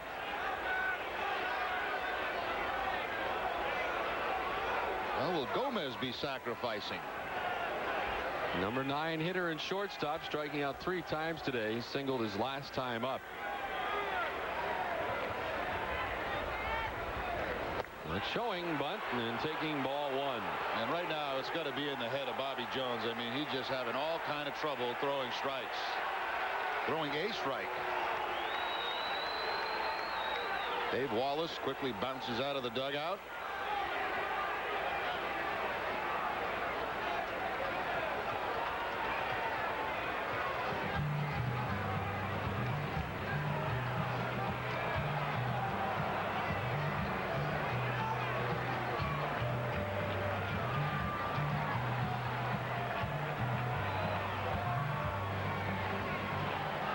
Alaska continues to warm in the bullpen. Bobby Jones. Time with the Colorado Rockies, New York Mets, San Diego Padres before coming to the Red Sox, and right now really struggling. Yeah. And the home crowd letting them hear it here. 2-0 the count. That's not going to make it any easier on him, that's for sure.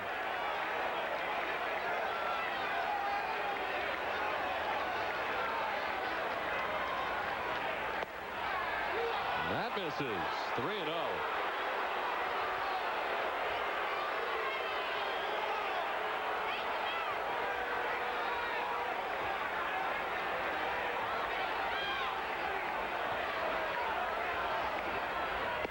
And the number 9 hitter has walked on 4 pitches after the number 8 hitter had walked on 4 pitches, and that's going to be it for Bobby Jones.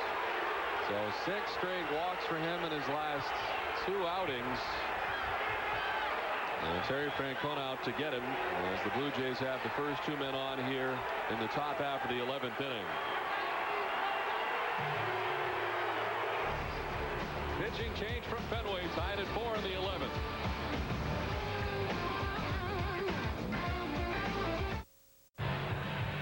Back at Fenway, top half of the 11th inning.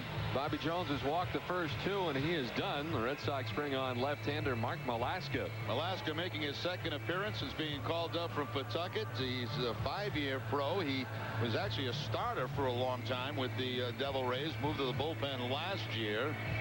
And as I mentioned, making his 2nd appearance. He worked Friday night against the Blue Jays, an inning in that game. 26 years old, from Youngstown, Ohio. Named off waivers by the Red Sox from Tampa Bay. And it's to the top of the order we go for the Blue Jays. Reed Johnson batting with 2 on, nobody out here in the top half of the 11th inning. Johnson has gone 0 for 5 today and struck out twice. He is showing bunt. Wow. And jumps back out of the way. Something, a rare sight right here for the Toronto Blue Jays.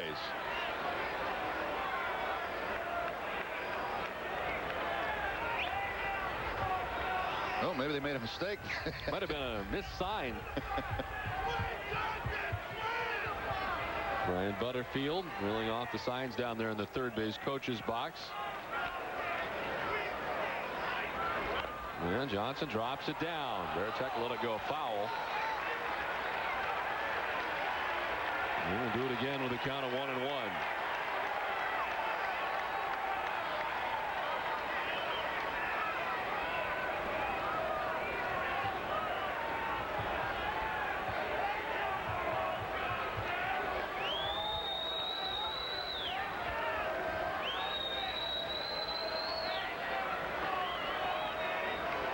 Squaring again. And he can't get it down again. Fouled off, 1-2. Well, Talos Tosca, who rarely does sacrifice, does it this time, and his leadoff man Reed Johnson can't get the job done. Couple of attempts. You see the barrel of the bat not out in front of home plate. It's kind of even with his body.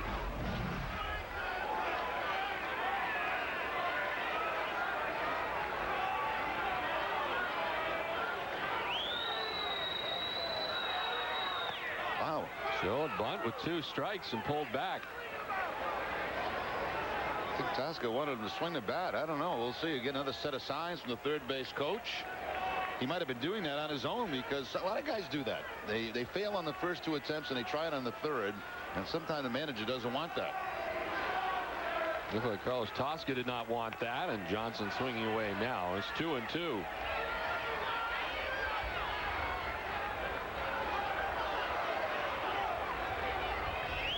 Orlando Hudson walked to begin the inning. Then Chris Gomez walked. Back-to-back walks given up by Bobby Jones. And Alaska now trying to get out of the jam here in the 11th. Right back to him. They'll go to second for 1, and they have no play at first. The go-ahead run now just 90 feet away with 1 out. Took Velasquez a long time to get that ball to second base, but he wanted to make sure he made a good throw. One big high bounce. See, a couple of extra steps. By the time Cresco would get over there, he had no chance to turn over the double play. Number 27,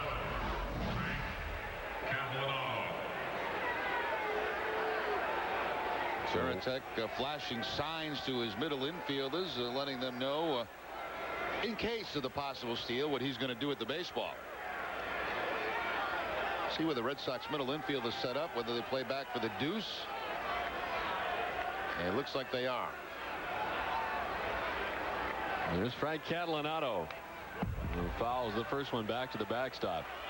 And sure, if you look down to the field, what a different looking infield this is for the Red Sox. Bill Miller, the only regular at third base. Crespo at short, Bellhorn at second, and McCarty at first. For the Red Sox here in the 11th inning.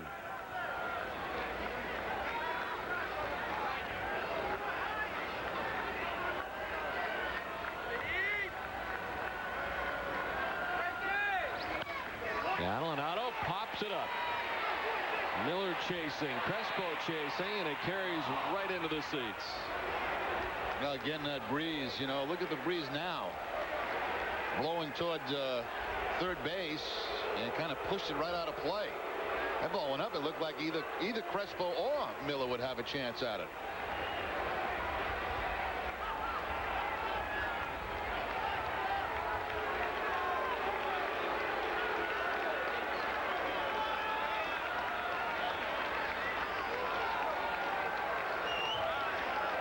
Potential go-ahead run at third base in Hudson.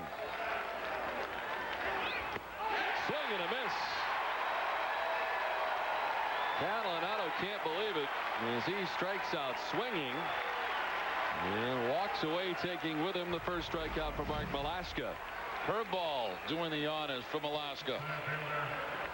Frustrating at bat for Catalanato. He first pitch that he swung and missed at, thought he should have had contact. Then he pops the ball up down the third base line and put away with the curveball. Now Vernon Wells. Wells with 2 hits, a single in the first and a single in the 10th.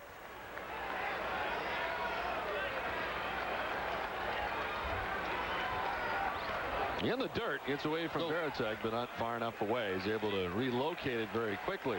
Just got enough of it. Just got enough to keep it in the area of home plate.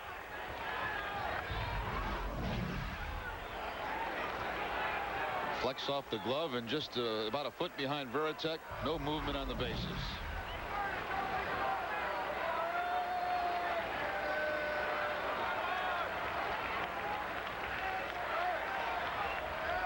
Alaska with the 1-0.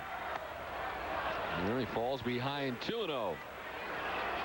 Last year in Tampa Bay for Alaska, 2-1 in 22 appearances with the Devil Rays.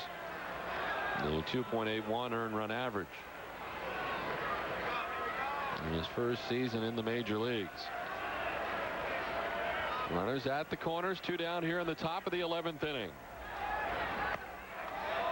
And it's 3-0 to Vernon Wells. Vernon Wells may very well have the green light here on the 3-0 count. And of course, Carlos Delgado waiting on deck. Doesn't get any easier.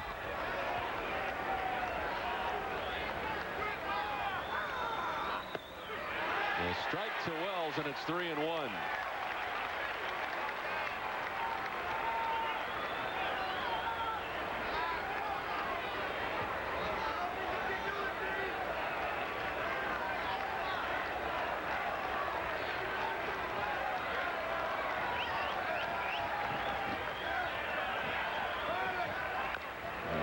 Fouls it off. And a full count now. So again, the 34,286 will come to their feet. Back-to-back walks to begin the inning by Bobby Jones. Mark Malaska trying to get out of the inning unscathed.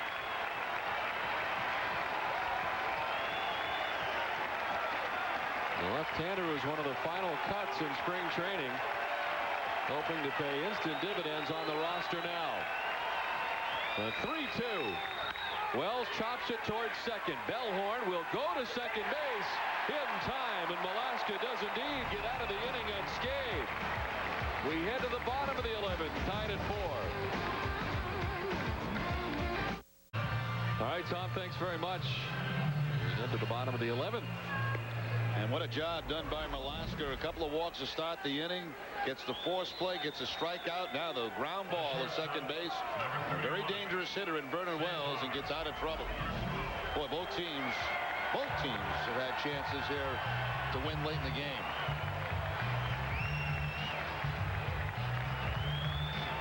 Well, Cesar Crespo led it off in the bottom of the 9th inning for the Red Sox. He doubled. He'd come around to score. On the single by Mark Bellhorn to tie the score. Here he is in the bottom of the 11th. And facing Aquilino Lopez, who's back out there again, his second inning of relief.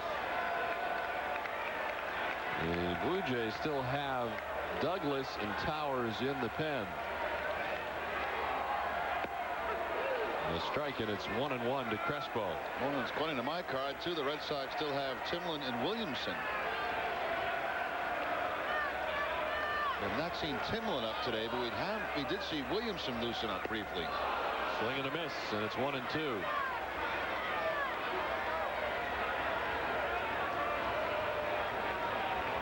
Also, Frank Castillo in the bullpen, who was added yesterday. Thanks for pointing that out, Don. I'm here to help, Jerry. 1-2, swung on and missed, and Crespo strikes out to begin the bottom of the 11th inning. Well, bullpens have been used very hard. Both gone. Embry gone. Jones gone. Malaska in the game now. And you see the bench for the Blue Jays. Cash is in the game.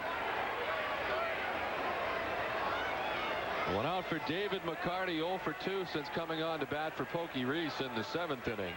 A pop out and a strikeout for McCarty.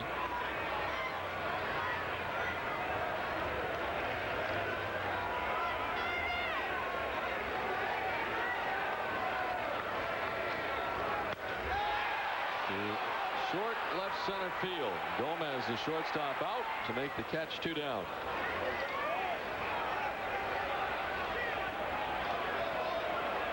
So McCarty is retired, and Aquilino Lopez really done a fine job since coming on. Had kind of a tough start.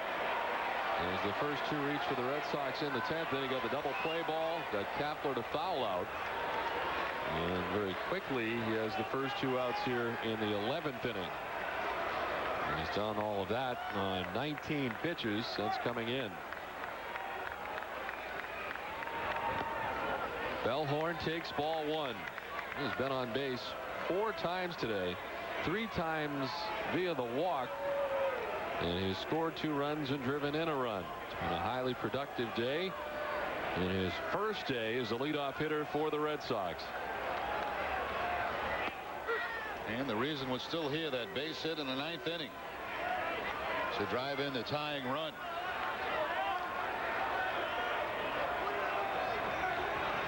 His first home run in a Red Sox uniform here last night.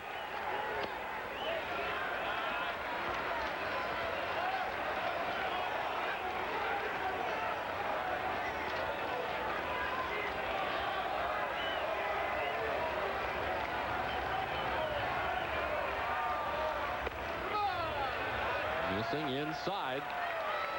And it's 3-1 now to Bellhorn.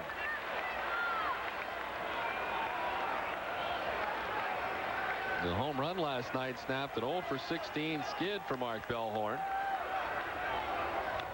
as he fouls this one off. It was his first home run since May 17th of 2003. Hit off Steve Klein for the St. Louis Cardinals. He broke up a streak of 160 at bats without a home run for him last night. 3-2 pitch to Gomez. Well, the Red Sox are gone 1-2-3 in the 11th. We head to the 12th, tied at 4.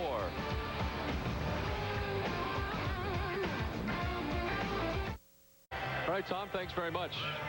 Don Orsillo and Jerry Remy, along with Eric Freed, back at Fenway, tied at 4. Well, while fans are buying 2004 Red Sox tickets at a record pace, thousands are still available, including some for next week's series with the Orioles. Rafael Palmeiro and Miguel Tejada lead the O's into Fenway for 7 o'clock games on Tuesday, Wednesday, and Thursday nights. Log on to RedSox.com or call 877-RED-SOX-9 to get your tickets today.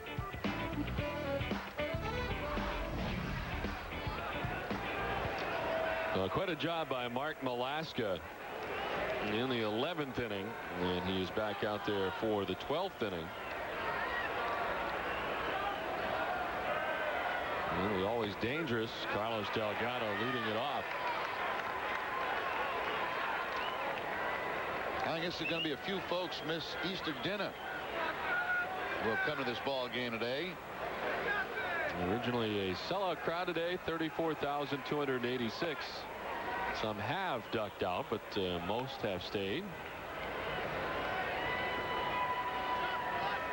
Now, will they wait for you, or they just go ahead and eat?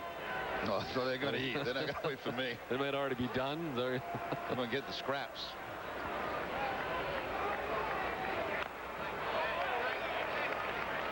And it's 1-2 to Delgado.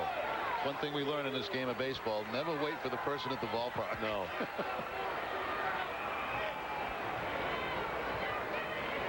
Well, the weather has held up today. There was some talk that we may see some precipitation this afternoon, but we've not seen that yet. And as we play into the 12th inning, tied at 4. And Delgado moving out of the way of that pitch. 2-2.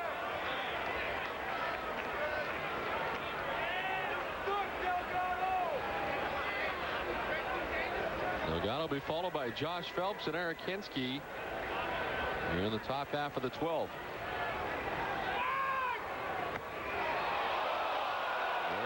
Framing it there, but it's a full count now. Almost hit Delgado in the elbow. Delgado right on top of the plate. Breaking ball just missed the elbow and just missed the inside corner.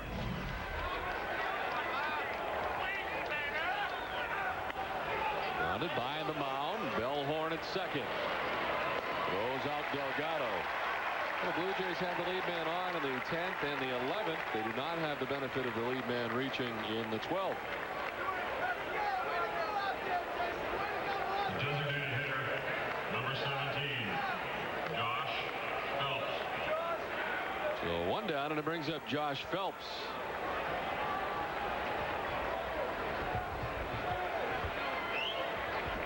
And he doubled in the 4th and singled in the 6th. 2 for 4 with a walk today.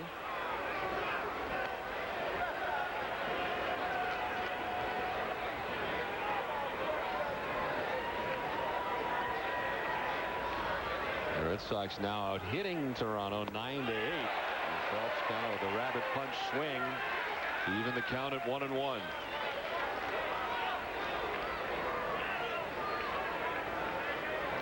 Curt Schilling working the first 8 innings today for the Red Sox. Gave up 4 runs. And we'll get a no decision. Schilling struck out 10, did not walk any. We saw Alan Embry for 2/3 of an inning.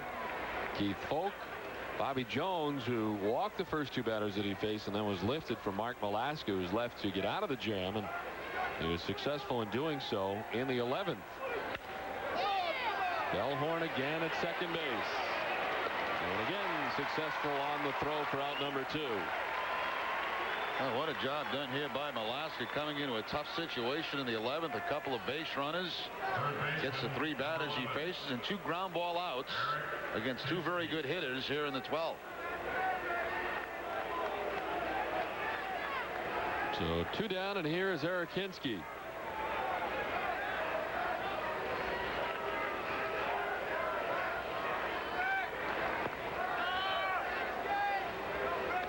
Hinsky with a 2-run home run in the 6th inning off Curt Schilling.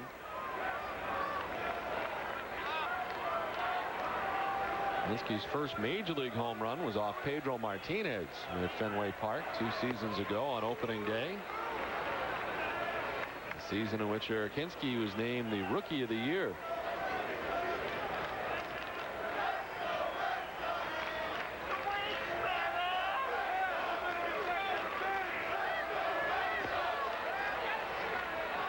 And Hinsky ahead 3-0.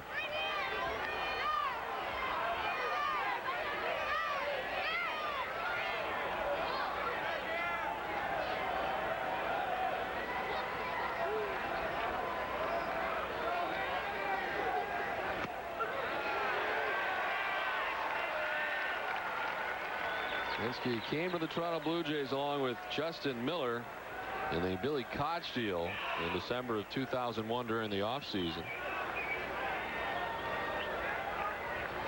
He's been a great pickup for the Jays. 3-1 is in there for a strike and a full count. Alaska's up to 30 pitches.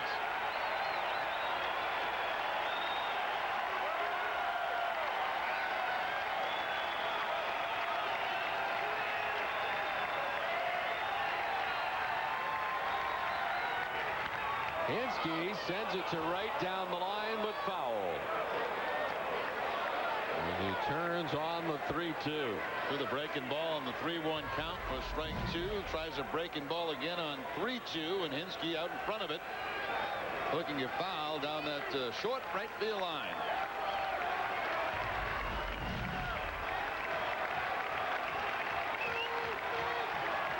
Again, the 3-2 to center field.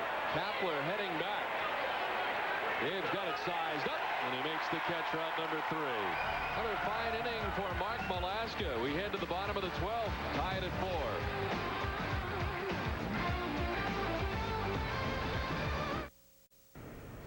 Tom Caron with you here in our WB Mason's Extra Innings studios. Want to show you how we got to this point. It was 4-3 in the 9th inning.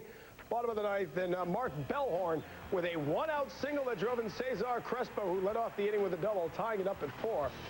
Red Sox trying to win a walk-off game at home for the 2nd straight Easter, and want to remind you, coming up in about an hour, face-off of Game 3 between the Bruins and Canadiens from the Bell Center in Montreal. The Bruins took 2 games in Boston. The series heads north of the border tonight. It's all on NESN. Right now, back to Don Orsillo and Jerry Remy. All right, Tom, thanks very much. Ready to go at the bottom of the 12th inning, tied at 4.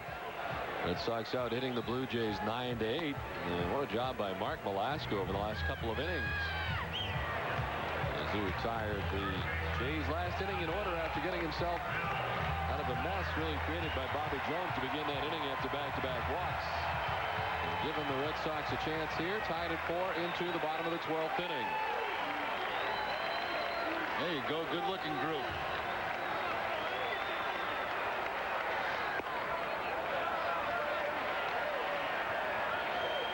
Will Miller leading it off.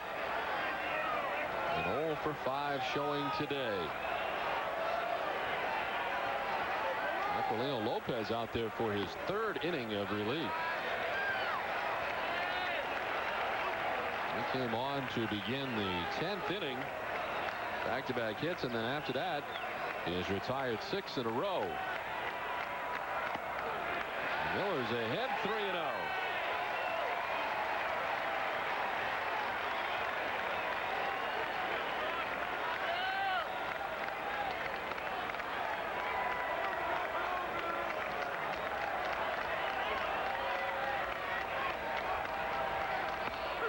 And the strike, Miller taking all the way. After Miller, David Ortiz and Manny Ramirez expected here in the bottom half of the 12th. And they'll certainly get the part of the lineup to get the job done. Ball 4. The Red Sox have the lead man on. The potential winning run at first base to begin the bottom of the 12th.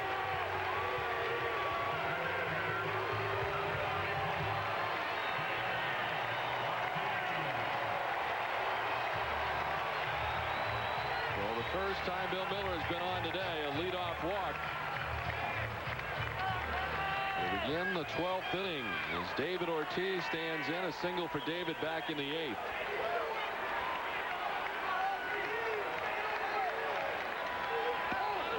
And the strike to Ortiz. Blue Jays do have action again in their bullpen as the right-hander is up and warming. It's like Josh Towers, who was up about 5 hours ago, it seemed like. It is Towers.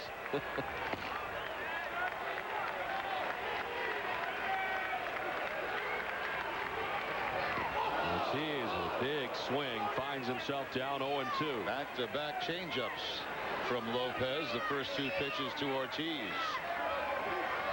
I don't recall seeing that pitch last year. No.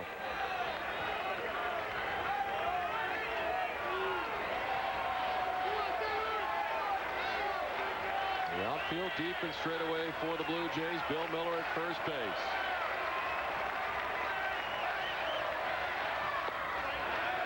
And ball 1 to David Ortiz.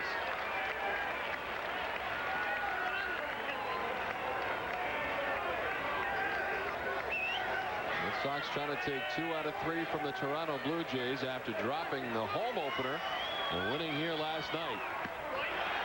2-2 to Ortiz. And Lopez skipped that delivery in.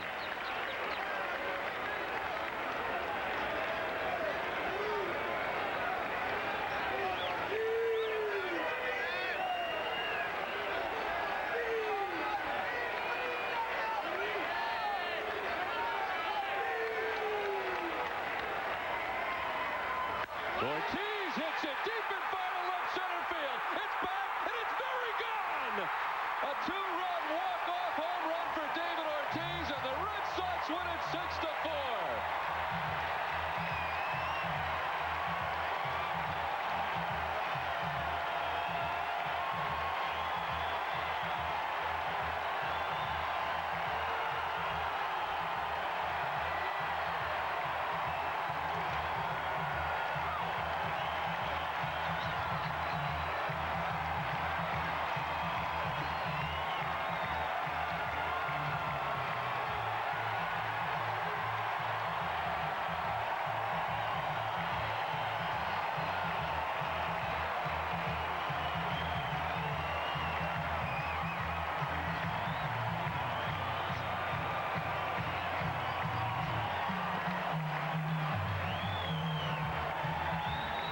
For the second straight Easter Sunday, the Red Sox on a walk-off home run have ended it at Fenway Park.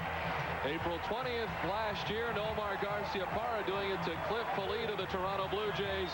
And a year later on this Easter Sunday, David Ortiz in the bottom of the 12th inning takes Aquilino Lopez out of the yard. And the Red Sox have won it here 6-4 in dramatic fashion. Play of the game is brought to you by Foxwoods Resorts and Casino, and of course the 2-run home run by David Ortiz, his 3rd of the season. He made a bid earlier in the ball game to end it. He does get it finished with that at bat.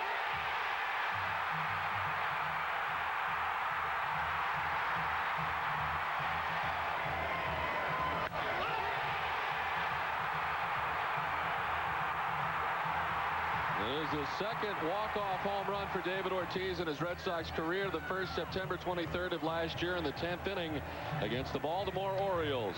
And he's done it here to end this one in 12 innings. The Red Sox winning it 6-4.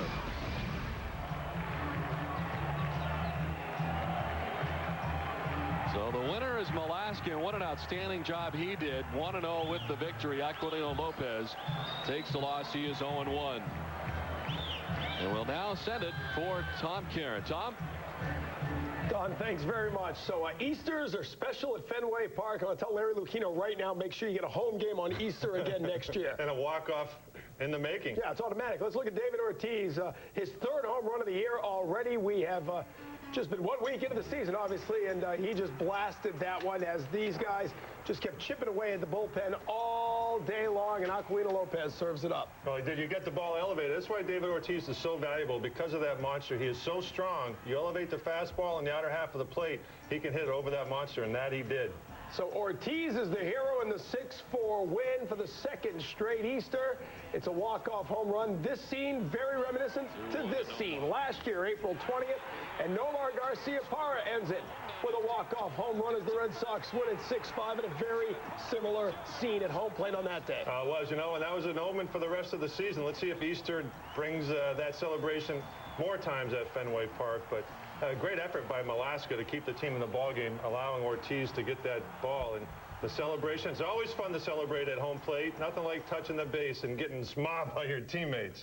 You know, that was really one of the first times we saw what would end up being really a sort of magical offensive season where this team was never out of it, rallied from some big deficits, some wild games. Maybe this is the start of something special this year. I mean, and you got to remember that there's two big people in this lineup that aren't it. Nomar and Trot are not in this lineup. So Bellhorn had a great day today. Ortiz provides the power, which he's going to need to do to pick up a little slack. When Nomar and Trot come back, it's even more deadly. By the way, I want to set the stage here. Welcome to WB Mason's Extra Innings, everyone. I'm Tom Karen. He's Bob Tewksbury. A little excited there at the end. But what a great opportunity for the Red Sox today to send everybody home happy, and they took advantage of it. Let's go way back to, some 4 hours ago anyway, when Curt Schilling took the hill, because today the pregame hype was all about Curt Schilling, and by and large, he lived up to it from the standing ovation when he took the field on. Tom, you know, he really did. As Jerry mentioned in the open, he was at the clubhouse early preparing to face this Blue Jay team. He got one off of Kyle Lanao, hit him there, but, you know, he battled out of the first, 2 guys on and 1 out, and he got a couple of strikeouts.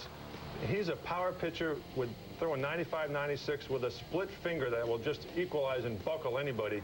And there it is, and a pretty good hitter in Delgado. He gets out of the first. They struck out Phelps to end the inning. That was after the singles to Catalanato and Wells. Schilling would go 8 innings today. He would give up 4 earned runs, scattering 6 hits, no walks, and 10 strikeouts. Those are good numbers for Curt Schilling. Well, those are expected. He's not going to walk a lot of people. He's going to strike out a lot of people. He made, and we'll talk about it, I'm sure, in the 6th inning. The Cardinals sent him pitching. One of the things you don't want to do is a leadoff walk and allowing 2 out runs with nobody on. That's what happened in the 6th inning. Between that 1st and 6th inning, he was cruising along pretty good. In fact, he had a couple of really good runs here. In the 3rd inning, he went 1, 2, 3, struck out Gomez to start the inning, and really was in a nice-looking groove at this point. Oh, he was. You know, he's starting to get his rhythm. I think that anytime your first appearance in a new uniform in a new ballpark, especially Fenway Park, he had to be pumped up. He got everything under control, and then it was just awesome. Overpowering, overmatching a lot of the Blue Jays hitters. And you see right there the work to Catalanato. Great sequence. Yeah, we were talking about this. He bounced that one. He was 2 strikes, threw the ball by him up top. That one he wanted down under the strike zone.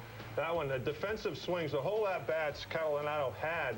Every swing he had in that at-bat, I should say, was a defensive swing, because with Schilling, you've got to cheat on the fastball, but yet he's got that split that you hope to put in play. You don't want to strike out, and that's just feeble swings. The only real mistake of the day, the pitch to Hinsky, obviously a 2-out, 2-run home run that made this 4-2, but the Sox chipped away at it. They got 1 back in the 8th and actually had a very good chance to open up a lead in the 8th inning and get this done in regulation time. But with 3 hits and a walk, they were only able to get 1 run as Spear came in and struck out Veritek there with 1 out to make it 2 outs. And then Kapler coming up next. He'll strike out as well. Well, he did. You know, it's a classic situation where he got away with a little bit of a hanger there. Kapler was out in front of it. Spear's a breaking ball, mostly a slider pitcher. He got the ball by Veritek. You won't see that happen very often. And then Kapler swings and misses. Bases loaded, 1 out to get 2 strikeouts. The reliever did his job. How about the day Mark Bellhorn had? We talked about it with Jerry Remy about 5 hours ago at the top of the broadcast. This guy was on the top of the order today because he can draw a lot of walks. He had 3 walks and a huge single to tie it up in the ninth. That again was off Spear. That was a breaking ball. Spear's best pitch is the breaking ball away to the right-handers. It sweeps away from them. When a right-hander tries to throw that sweeper down and into a lefty, sometimes that's not a good pitch. In that case, Bellhorn did a good job putting that blade in play for a big hit. How about the job Mark Malaska did? 26-year-old rookie called up on Friday after Mendoza had to go on the DL. He was 2-1 in his first call-up last year with Tampa Bay. Comes in today and ends up getting the first win as a member of the Red Sox. Well, you know, Bobby Jones came in and just couldn't find the plate, and it's a situation where, you know, after 4 walks in Baltimore and 2 here, that that's going to be addressed, I'm sure, either mechanically or with by some other methods. But Malaska was outstanding. He came in, and right from the start, he set the tone by being aggressive and throwing strikes. And I tell you, his job, the job that he did right there is a big credit to why this team won. I think he gave him a little boost of confidence that we got a guy from the bullpen that came in and threw strikes, and he did it. Well, it was a tough situation, too, after the 2 walks from Bobby Jones. We're going to be here right through face-off. We're going to switch analysts about midway through, but our Subaru star of the game for the baseball game was David Ortiz. Coming up in the 12th inning, trying to keep the Red Sox from going to 13 innings for the second time in 4 games and losing in extra innings. He is our Subaru star of the game. Subaru driven by what's inside. Second straight day with a home run for David Ortiz. 2 for 5 on the afternoon, including the big blast in the 12th. We're going to take a break, come back. WB Mason's Extra Innings continues after this.